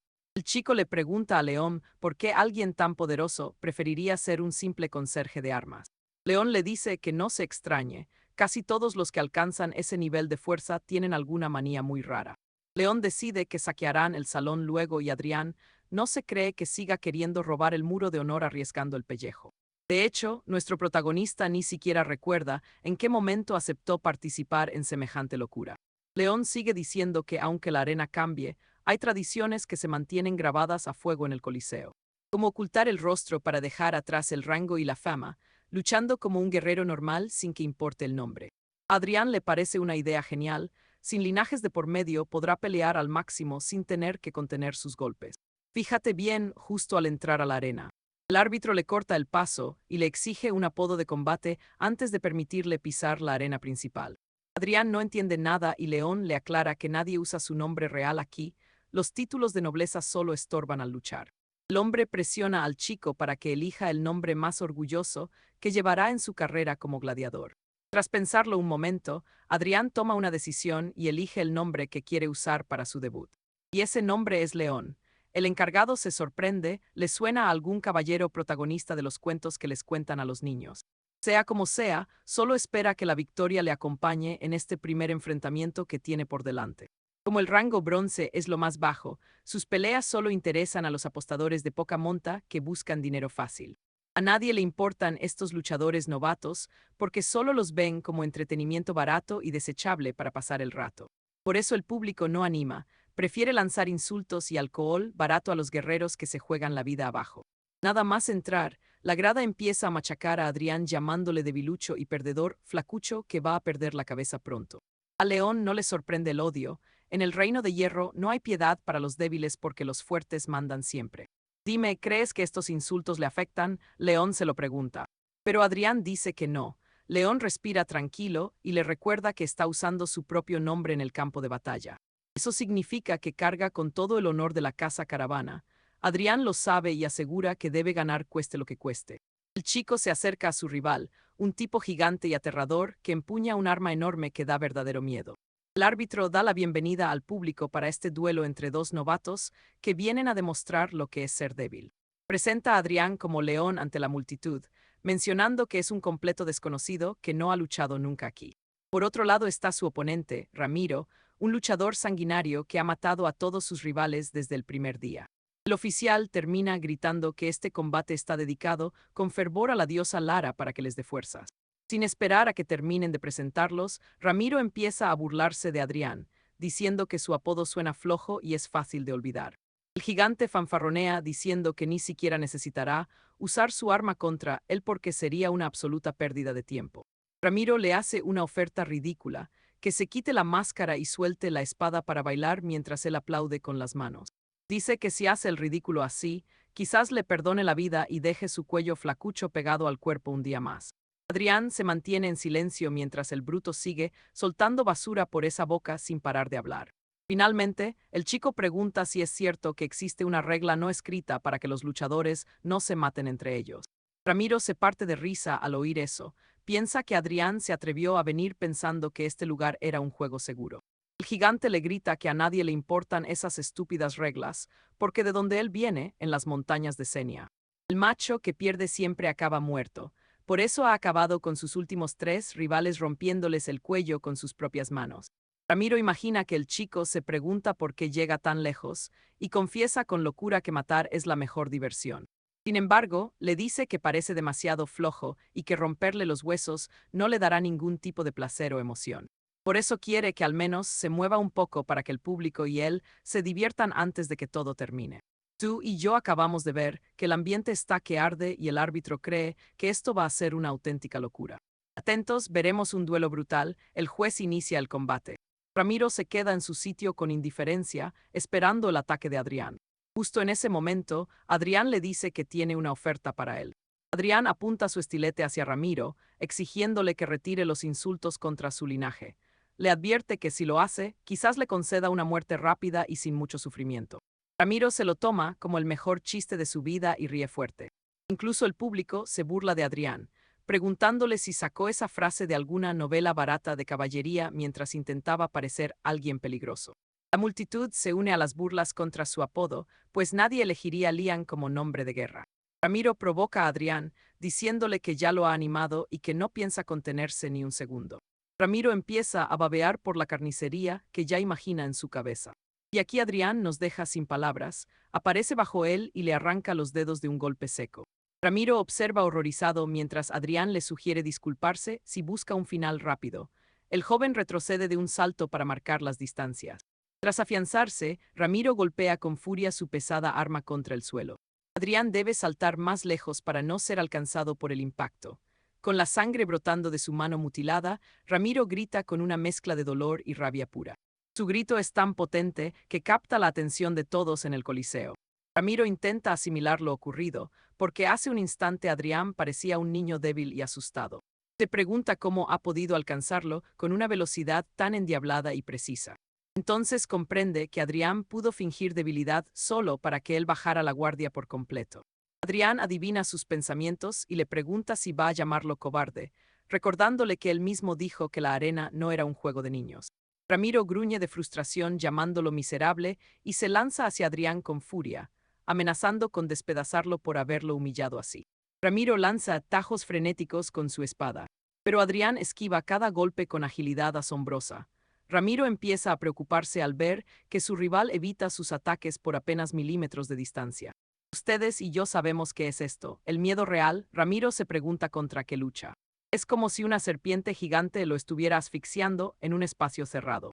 Antes de reaccionar, Adrián busca su punto bajo y le clava el arma en la pierna. Ramiro, aún sin sentir la gravedad, ataca con fuerza. Sin embargo, Adrián esquiva como antes y retrocede como una mantis religiosa con una mirada fría. Justo entonces, Ramiro empieza a sentir todo el dolor de golpe. La espada cae de sus manos y se desploma al suelo, perdiendo el control de su pierna herida. Mientras se retuerce, Adrián se acerca y le ordena quitarse el casco para que baile a su ritmo, tal como él pretendía. Adrián se ve aterrador repitiendo sus propias palabras. Al ver que su vida pende de un hilo, Ramiro no tiene más opción que aceptar el trato. Pero intenta jugar sucio ahora que Adrián está lo bastante cerca de él. Intenta alcanzar su espada con la mano izquierda, pero Adrián se la atraviesa con su estilete, destrozándola totalmente. Ramiro gime de dolor mientras Adrián le advierte que piense bien su decisión, pues podría ser la última. Ramiro entiende que Adrián lo matará sin dudarlo. Se rinde y empieza a pedir perdón, lamentando haber insultado el buen nombre de su familia. Ramiro le suplica que le perdone la vida. Con esto admite su derrota final. Lo que parecía un combate aburrido explota en ovaciones por el espectáculo tan increíble que acaban de presenciar. Todos coinciden en que Adrián es formidable, el mejor guerrero de cobre que se ha visto en el Coliseo en mucho tiempo. Los que apostaron por Adrián están eufóricos porque ahora mismo acaban de ganar una auténtica fortuna. Empiezan a corear su nombre, dándole un nuevo título honorífico, el pequeño gladiador Lian. Todo el Coliseo vibra de emoción mientras el gentío aclama al joven guerrero. Resulta que Tomás también vio el combate y se alegra de haber acertado al sospechar que Adrián no era normal. Tomás sonríe al sentir que se ha hecho amigo de una futura leyenda capaz de hacer rugir así a la multitud. Al mismo tiempo, le preocupa que tanta atención en la arena pueda llegar a ser algo venenoso. Hay gente muy influyente observando a Adrián y ya han empezado a tramar sus próximos movimientos oscuros. Días después, la asistente de cabellos verdes aparece con una noticia que lo deja impactado. Confíen en mí, lo que viene para Adrián será algo épico. Le han ofrecido una oportunidad única, el desafío para subir a rango plata. La dama le preguntó entonces a Adrián si aceptaría el gran desafío que tenían preparado para él. Resulta que tras su debut contra Valerio, Adrián ganó 3 duelos seguidos. Acompáñame para ver cómo su eficiencia dejó a todos los nobles del reino completamente impactados. Adrián deduce que esta oferta se debe a que a los nobles les ha gustado su forma de luchar en el Coliseo. Pero atención aquí, porque Adrián sospecha que este ascenso oculta algo oscuro y tú y yo sabemos que no debe confiarse de los organizadores.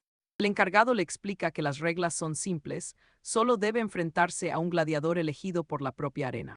Lo mejor de todo es que no necesita ganar, solo se espera que resista 3 minutos vivo frente a su oponente. Si sobrevive ese tiempo, la victoria será suya.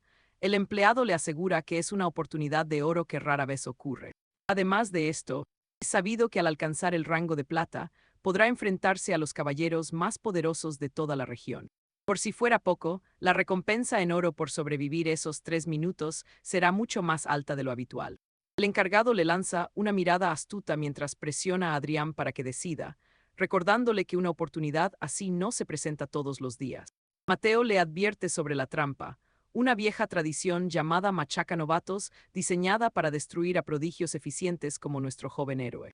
Es un evento creado para el placer de espectadores sádicos que disfrutan viendo cómo se quiebran las mejores espadas y cómo destrozan los cuerpos de los jóvenes.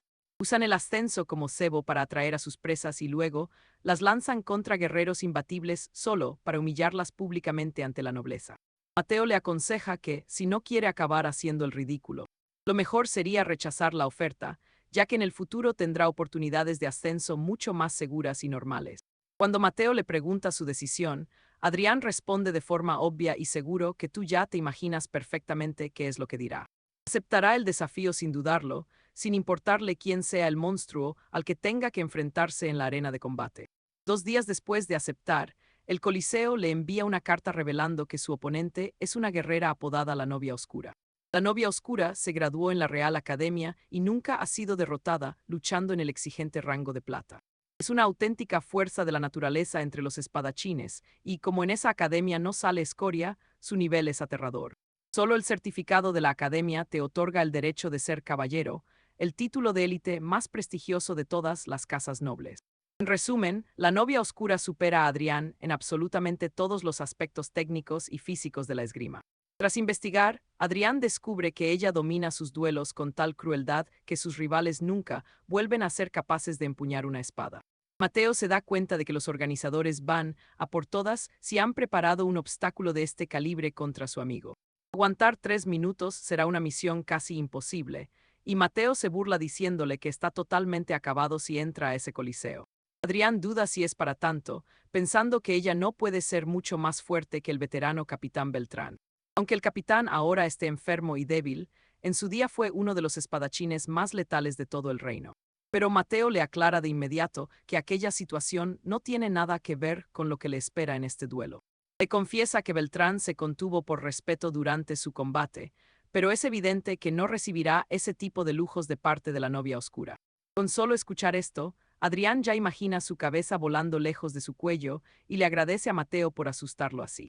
Pese a todo, sabe que Mateo nunca miente cuando se trata de hablar sobre el noble arte de la espada.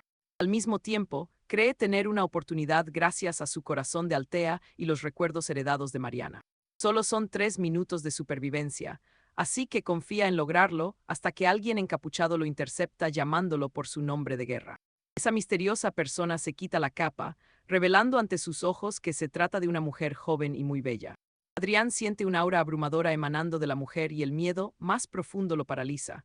Al observar de cerca su porte y su espada, comprende de inmediato que ella es la Novia Oscura.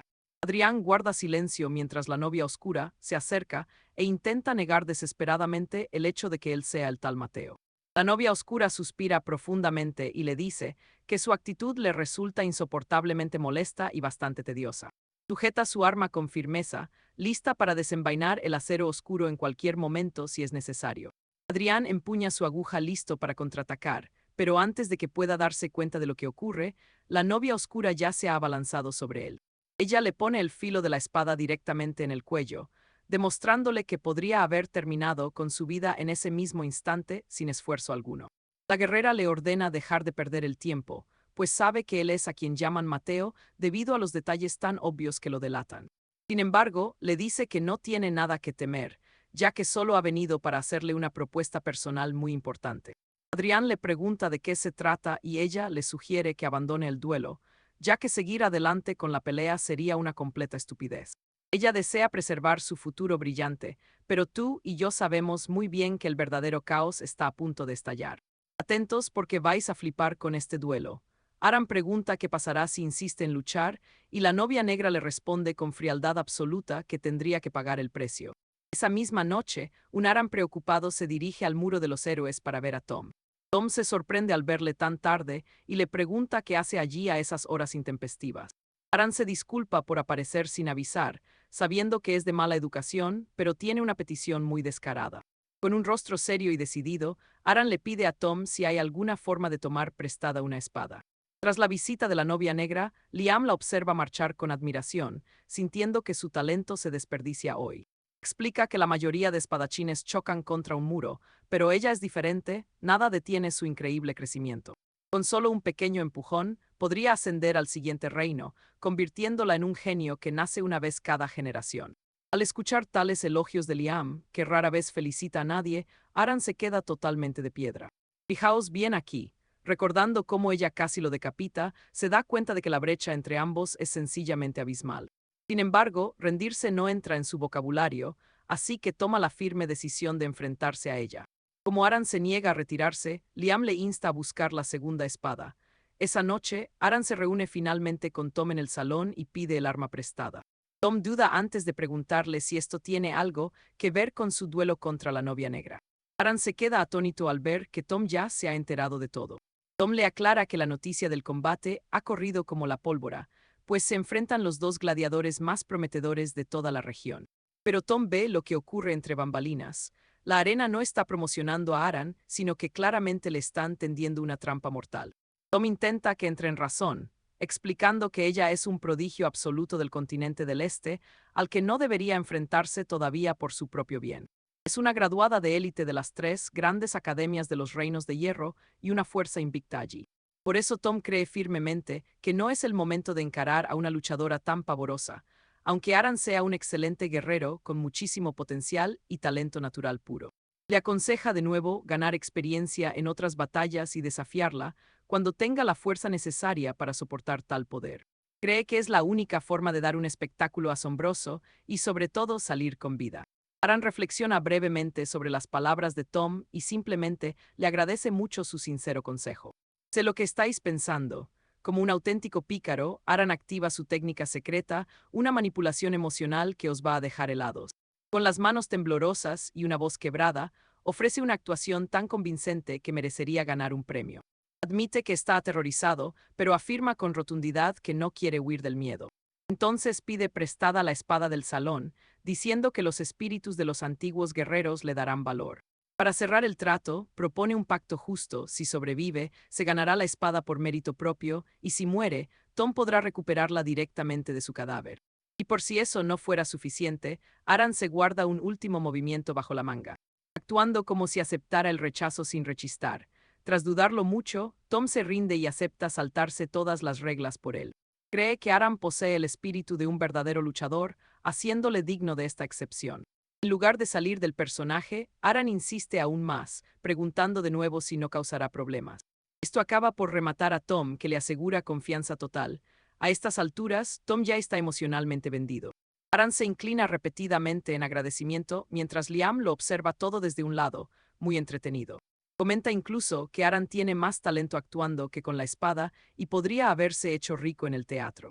Con todo listo, Aran espera con ansias devorar su segunda espada y asimilar todo su poder para sí mismo. Al día siguiente, la arena estalla de emoción contenida mientras el duelo tan esperado finalmente comienza. La multitud brama sedienta de sangre mientras la novia negra, vestida con su característico y oscuro atuendo nupcial, entra finalmente en el campo de batalla. Pero entre bambalinas, las cosas son mucho más siniestras de lo que parecen. Los dueños le habían ordenado machacar a Aran y arrebatarle una extremidad para el deleite del público. Al principio, ella se niega rotundamente a tal carnicería inhumana. Pero cuando revelan que la recompensa es una legendaria espada dragón del Este, todo cambia drásticamente para ella. Esta hoja tiene un significado profundo para los guerreros de su tierra, y es algo que lleva persiguiendo mucho tiempo. Ante tal oferta, ella guarda silencio y el asistente lo interpreta como una aceptación absoluta de todas sus condiciones, instándola a ofrecer un espectáculo que sea digno de toda la multitud. Pese a aceptar, no carece de corazón y su propia conciencia la obliga a verse con Aran antes para ofrecerle una retirada digna y así evitar lo que viene. Ojo a lo que viene, ella se decepciona al verle aparecer en la arena. Preparaos, porque mientras Aran toma su lugar en el campo de batalla, ella le advierte que lo que ocurra ahora será solo su responsabilidad. Pero al desenvainar su acero, un escalofrío la recorre por completo. Siente un espeso olor a sangre en el ambiente, aunque no cree que venga de Aran. Ignora que esa sensación proviene de la segunda espada que Aran acaba de devorar, un arma letal forjada en la ciudad de Bruma. Fue la hoja de un guerrero, bañado en 1000 batallas, que talló su propio camino hacia la libertad con puro acero y voluntad. Ciudad Bruma fue la joya de una república caída, pero tras su rebelión, se convirtió en uno de los 6 ducados libres de la región. En aquel entonces era considerada un auténtico paraíso de leyendas, un lugar lleno de belleza, caballeros honorables y una gran prosperidad. Pero esa imagen desapareció. Ahora la ciudad es una pesadilla deprimente donde la esperanza es un lujo que la gente común no puede pagar. Su caída empezó con los nobles de las grandes casas, cuya codicia por el oro y el poder no conocía límite alguno. Vendieron el territorio al Imperio Áureo, una potencia extranjera, y tras eso, siguieron explotando sin piedad alguna a sus propios vasallos. Al final, vendieron hasta los derechos básicos para pedir préstamos al Banco de Sangre, hundiendo a la ciudad entera en deudas masivas. Por esta traición, los ciudadanos de Bruma fueron reducidos a simples esclavos encadenados a su propia miseria y desesperación. La dignidad humana desapareció por completo y el pueblo fue forzado a soportar un sufrimiento constante bajo el yugo de los extranjeros. Observando esta lenta destrucción, estaba un hombre llamado Fernán, quien solo podía ver cómo su hogar se hundía cada vez más en el fango. Veía a padres morir a golpes mendigando en las calles y a madres vendiéndose solo para que sus hijos pudieran seguir vivos un día más. Pero acompañadme en este giro, pues todo cambió para Fernán cuando su hermana menor murió por no tener dinero para simples medicinas. Ese momento rompió algo en su alma y empezó a cuestionar por qué todos aceptaban un destino tan cruel sin oponer resistencia. La respuesta le llegó de forma inesperada un día cualquiera, durante la celebración de una ejecución pública en la Plaza Mayor. El prisionero iba a morir solo por defenderse de un turista borracho que lo había estado acosando violentamente durante horas. Normalmente, la violencia en los suburbios de la ciudad era ignorada por los guardias. Pero como la víctima era extranjera, las autoridades decidieron dar un escarmiento al ciudadano. Pese a la injusticia, nadie se atrevió a protestar. El pueblo estaba demasiado aterrorizado por las posibles consecuencias, temiendo que cualquier gesto de rebeldía trajera un trato más duro de los extranjeros. Pero algo asombroso ocurrió justo después de la ejecución. La ciudad cayó en un silencio sepulcral que se prolongó durante varios días, asfixiando cada rincón del ducado. Era una tensión frágil disfrazada de paz. No era tranquilidad, sino que los opresores ahora caminaban con mucho más cuidado por las calles. Aquellos a quienes trataban como basura acababan de demostrar que también sabían empuñar el acero y luchar por sus vidas. Esa revelación plantó el miedo en sus corazones. Por primera vez en décadas, la balanza del poder se había inclinado ligeramente. Gracias a esto, Fernán llegó a una conclusión poderosa que cambiaría el rumbo de su vida y de su ciudad para siempre. Comprendió que las cadenas no solo eran impuestas, sino mantenidas por el propio miedo y la complacencia de su propia gente. Si de verdad querían cambiar las cosas, esas cadenas debieron romperse hace tiempo, pero la libertad siempre exige pagar un alto precio. Requeriría derramar mucha sangre y alguien tendría que cargar con ese peso, aceptando esta realidad sombría. Fernán se convirtió en un asesino entre las sombras, decidiendo que él sería el brazo ejecutor que dictaría la sentencia final. Estaba dispuesto a manchar sus manos de rojo si eso significaba restaurar el paraíso que Ciudad Bruma había perdido años atrás. Fijaos bien, ahora Arán ha devorado el arma de Fernán y esa fuerza podría cambiarlo todo en este duelo a muerte.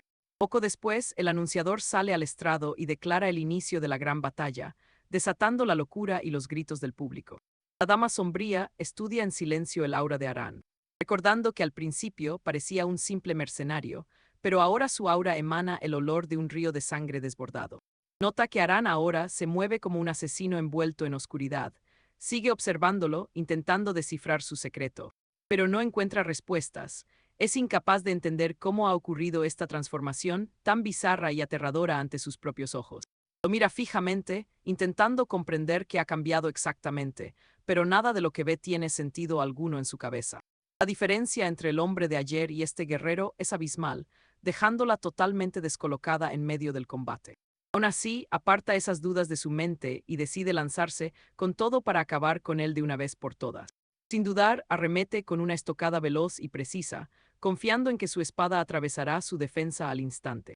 Sin embargo, para su sorpresa, Arán esquiva el ataque sin esfuerzo, moviéndose con una velocidad que debería ser imposible para él.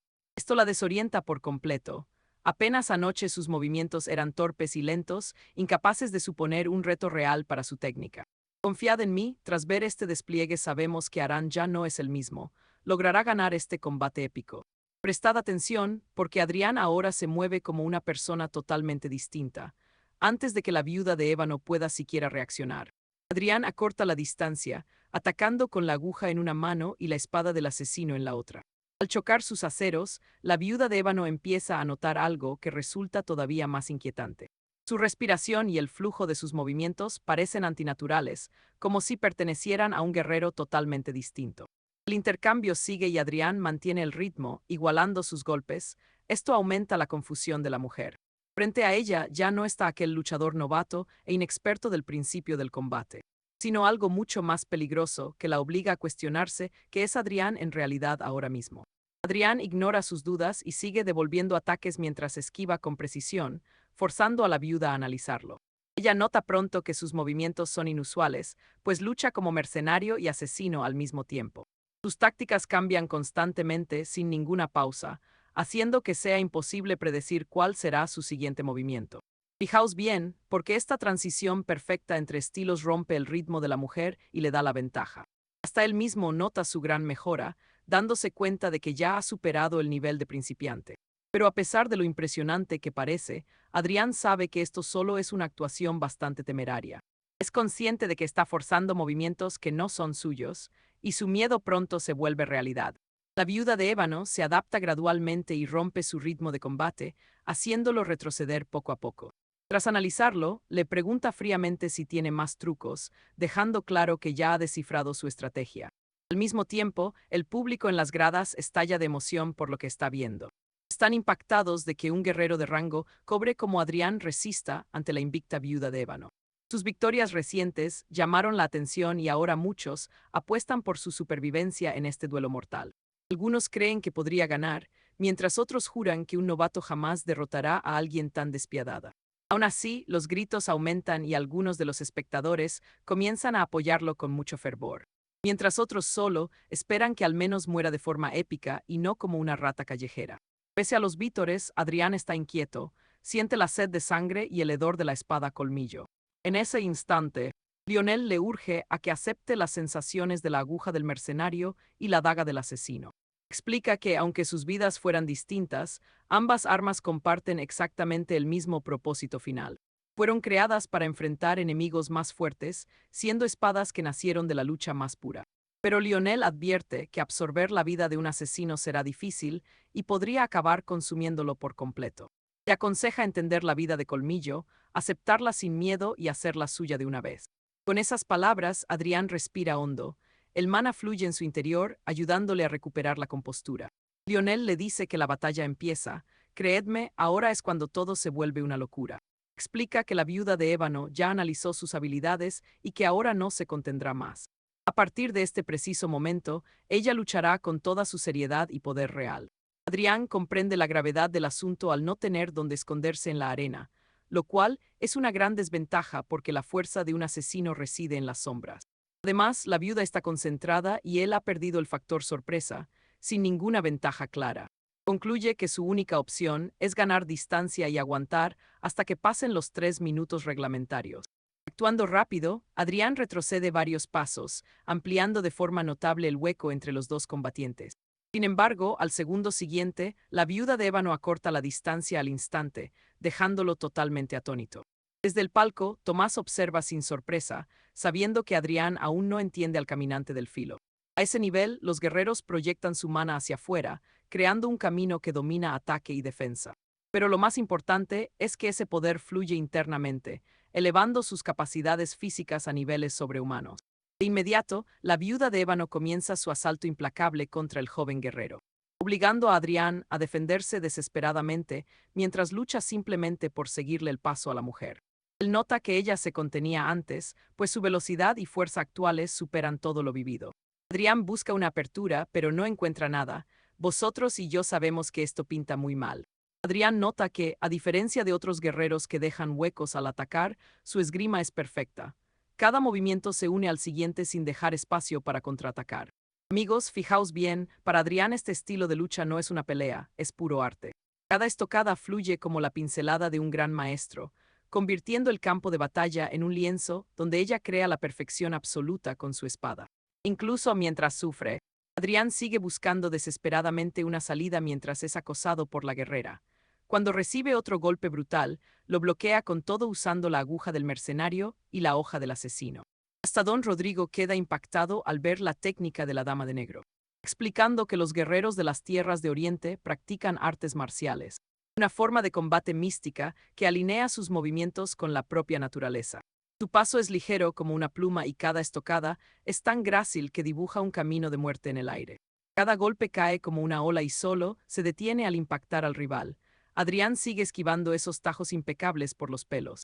Pero ojo aquí, justo cuando cree estar a salvo, la Dama de Negro traza una ruta que lo atrapa justo en el centro. Con un salto potente, ella se lanza hacia adelante dispuesta a terminar su obra maestra. Pero la presión del ataque lanza la mente de Adrián hacia la vida del asesino, el colmillo. Con los recuerdos del colmillo, Regresa a la ciudad putrefacta y a toda la sangre que debió derramar buscando su libertad contra los nobles corruptos de la región. Esa sensación constante de muerte y el olor a sangre después de cada asalto que realizaba. Un día, intentando escapar de sus perseguidores, el colmillo se vio atrapado en un callejón sin salida alguna. Ante él había un oponente que lo superaba por mucho. Su única opción para sobrevivir era escapar, pero ahora ese camino también se había esfumado por completo.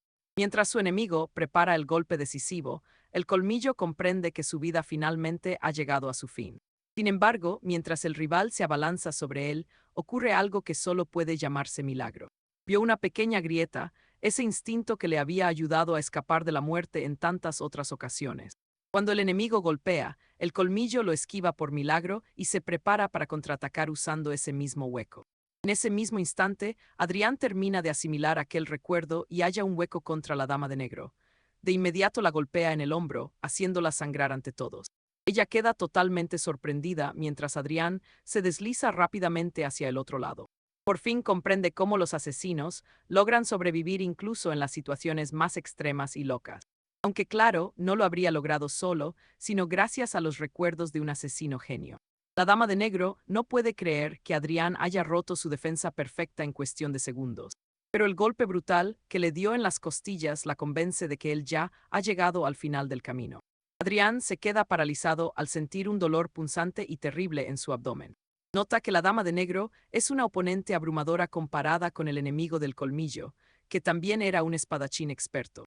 No solo evitó una herida fatal, sino que también logró dañarlo de gravedad en tan solo una fracción de segundo. Por ese golpe, Adrián siente que sus costillas se romperán si se mueve lo más mínimo, por eso sigue ahí quieto. Y aquí es donde nos preguntamos cómo va a ganar. Está demasiado herido para usar sus artes de asesino y crear distancia para ganar tiempo es imposible. Tras analizar sus opciones, concluye que lo más inteligente sería rendirse y abandonar el duelo. Llega a considerar esa idea por un momento, a pesar de que sería un acto bastante humillante para él. Al menos seguiría vivo para intentar ascender de rango más adelante con mucha más calma. Pero esa terquedad que corre por sus venas lo invade, haciendo que Adrián se aferre a seguir luchando con determinación. Al ver a su joven descendiente renovar su firme resolución de lucha pese a tenerlo todo en contra, don Rodrigo sonríe orgulloso. El presentador está atónito de que un guerrero de bronce hiriera a la reina invicta. Todos se preguntan si Adrián planea seguir peleando estando en ese estado tan lamentable. Al verlo prepararse, el presentador comprende que Adrián tiene madera de estrella por su voluntad inquebrantable. Así que anima a la multitud, anunciando que a Adrián solo le quedan 10 segundos para alcanzar la victoria. Mientras Adrián y la dama de negro se enfrentan en su duelo final. Don Rodrigo observa atentamente a su descendiente, convencido de que no tiene madera de genio. Para él, un genio es aquel que siempre halla el camino en medio de condiciones imposibles. Ellos siempre forjan su propio camino ante pruebas que parecen imposibles para los demás, logrando salir victoriosos de cualquier desafío. Y los genios son aquellos cuyas hazañas perduran por siempre en la historia. Pero según don Rodrigo, Adrián no lo es. ¿Vosotros qué creéis? Porque aún tiene un cuerpo débil y muy poco dominio de la espada. A ver, mientras que un luchador normal aprende 10 pasos en un suspiro, nuestro Arán apenas llega a 3 por el límite de su cuerpo. Pese a estar cubierto de cortes por la dama de negro, Arán se mantiene firme en su sitio. Beltrán cree que Arán es de esos pocos que superan a cualquier genio solo porque jamás se rinden. Prestad atención. A esos pocos elegidos se les llama leyendas y su determinación pura es lo que acaba forjando a los grandes héroes. Beltrán sabe que la tenacidad de Arán, incluso cuando parece que va a perderlo todo, es lo que lo hace único. Porque incluso en la oscuridad más profunda, jamás soltó su espada hasta el último segundo de la batalla. Dice Beltrán que eso le da alma de héroe, pero justo entonces, la dama de negro lanza un ataque que lo deja helado. Ella usa su misma técnica de danza mercenaria para golpearlo, asegurándose de que Arán se dé cuenta perfectamente.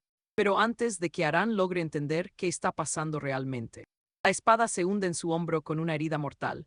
Beltrán piensa que su madera de héroe flaqueó, pero le dice que no se desanime.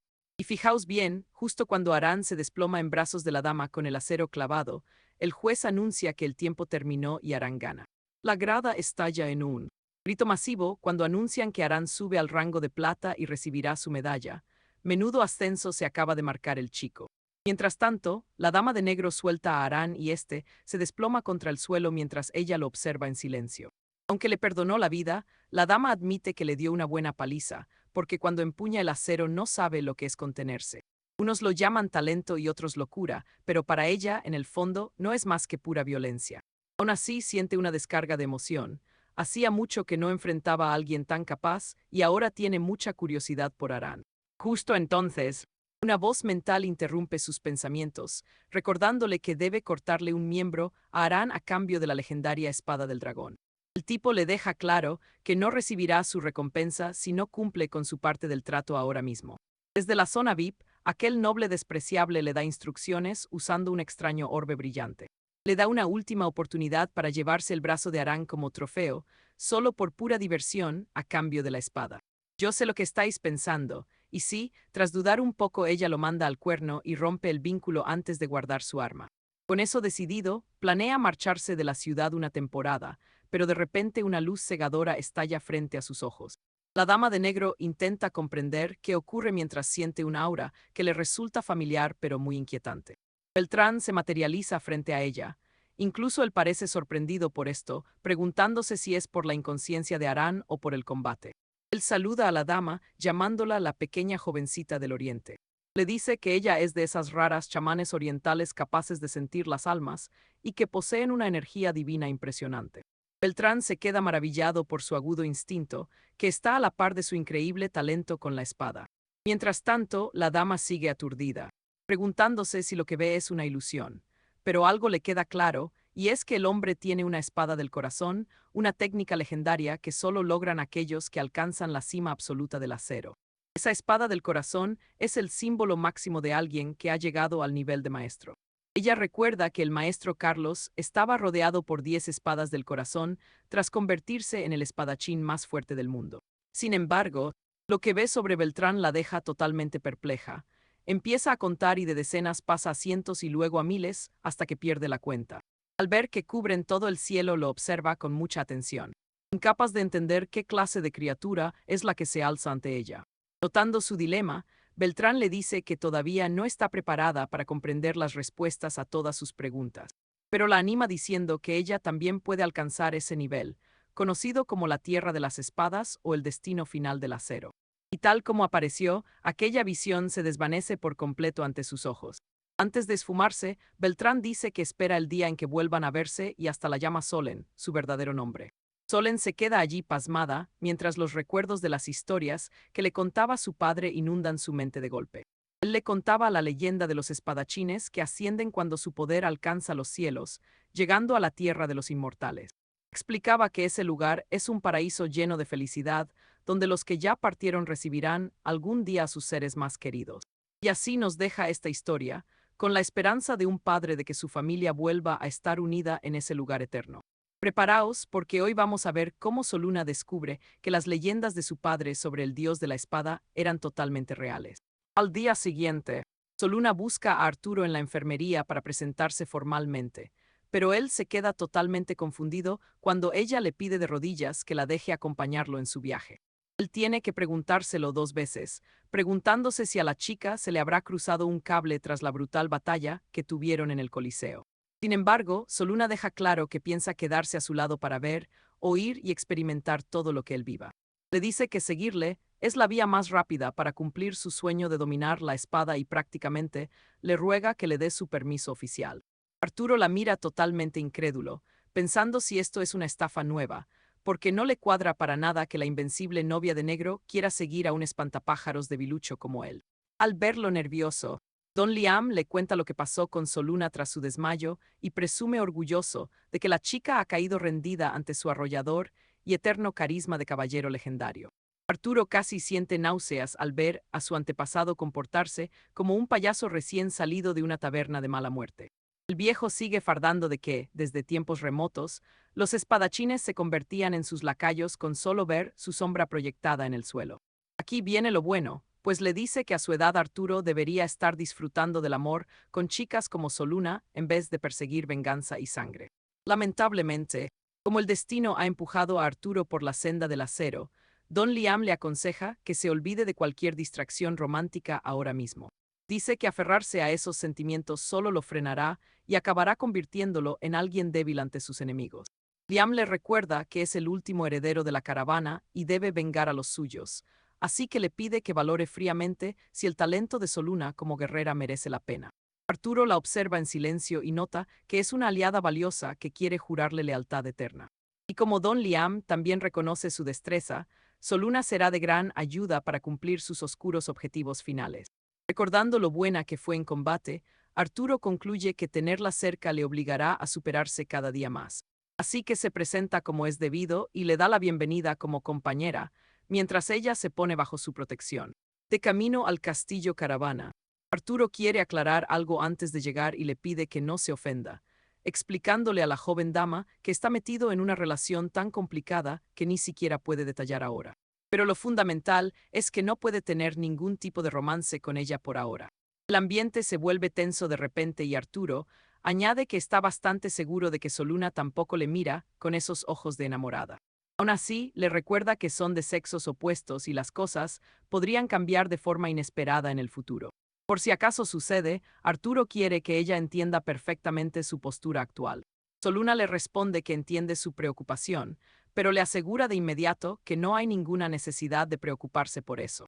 Atentos, porque ella le destruye el ego al decirle que no es para nada su tipo, así que no hay ni una posibilidad de que pase algo.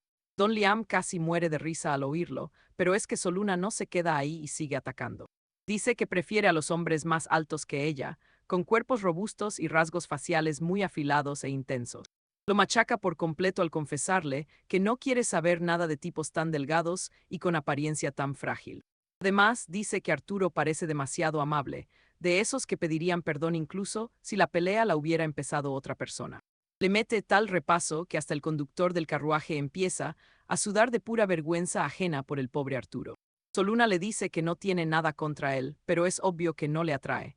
Tras soltarle esto, le pregunta si debe seguir explicando más. Pero Arturo dice que no, humillado, porque siente que se va a marchitar si recibe otra ronda de insultos de esta chica sincera. Superado el trago amargo, Soluna le comenta que tiene otra pregunta importante que hacerle sobre su nuevo hogar. Le pregunta si hay más vecinos en su aldea, ya que él mencionó que ella sería la segunda habitante. Arturo menciona que un caballero se mudó hace poco y está convencido de que ella se llevará de maravilla con ese hombre. Explica que Sir Pedro es muy habilidoso y una gran persona. De hecho, le asegura a Soluna que Pedro tiene un corazón de oro. Poco después llegan a la aldea y, tras bajar del carruaje bajo la luz del sol, sucede algo curioso. Arturo nota que Soluna solo lleva una bolsa pequeña y le pregunta si eso es todo lo que trae consigo. Ella lo confirma sin más.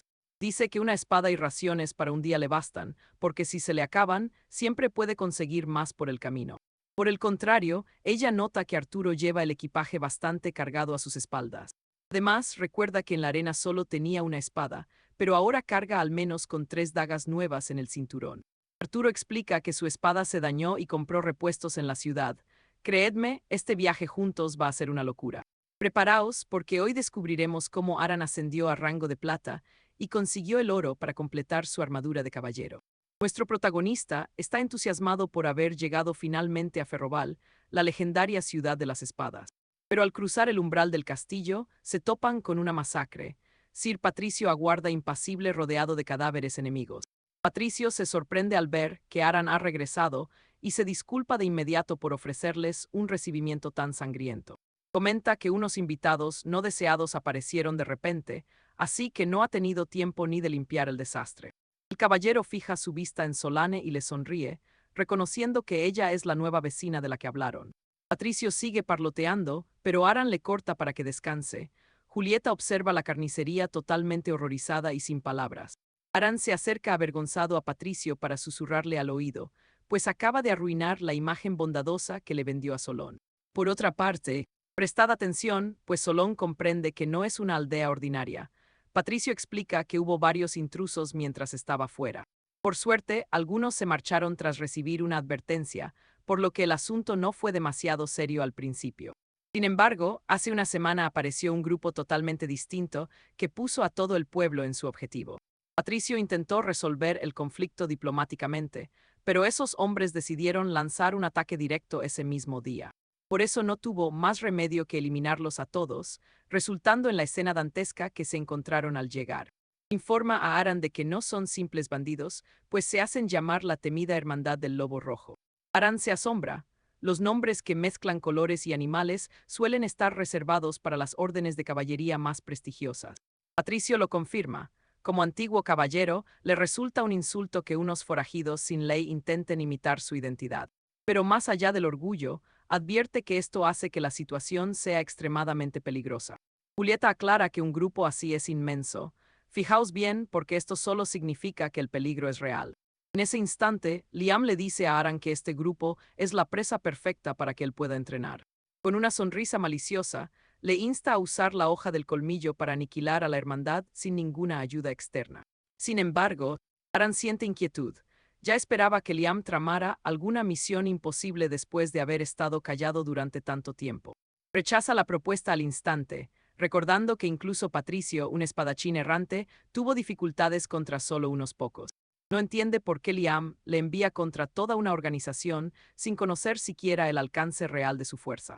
Pero su mentor le recuerda que por sus venas corre la sangre de acero del linaje de la caravana.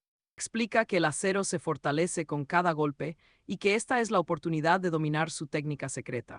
Si Aran es capaz de superar este desafío solo, Liam cree que finalmente forjará su propio camino en lugar de imitar a otros.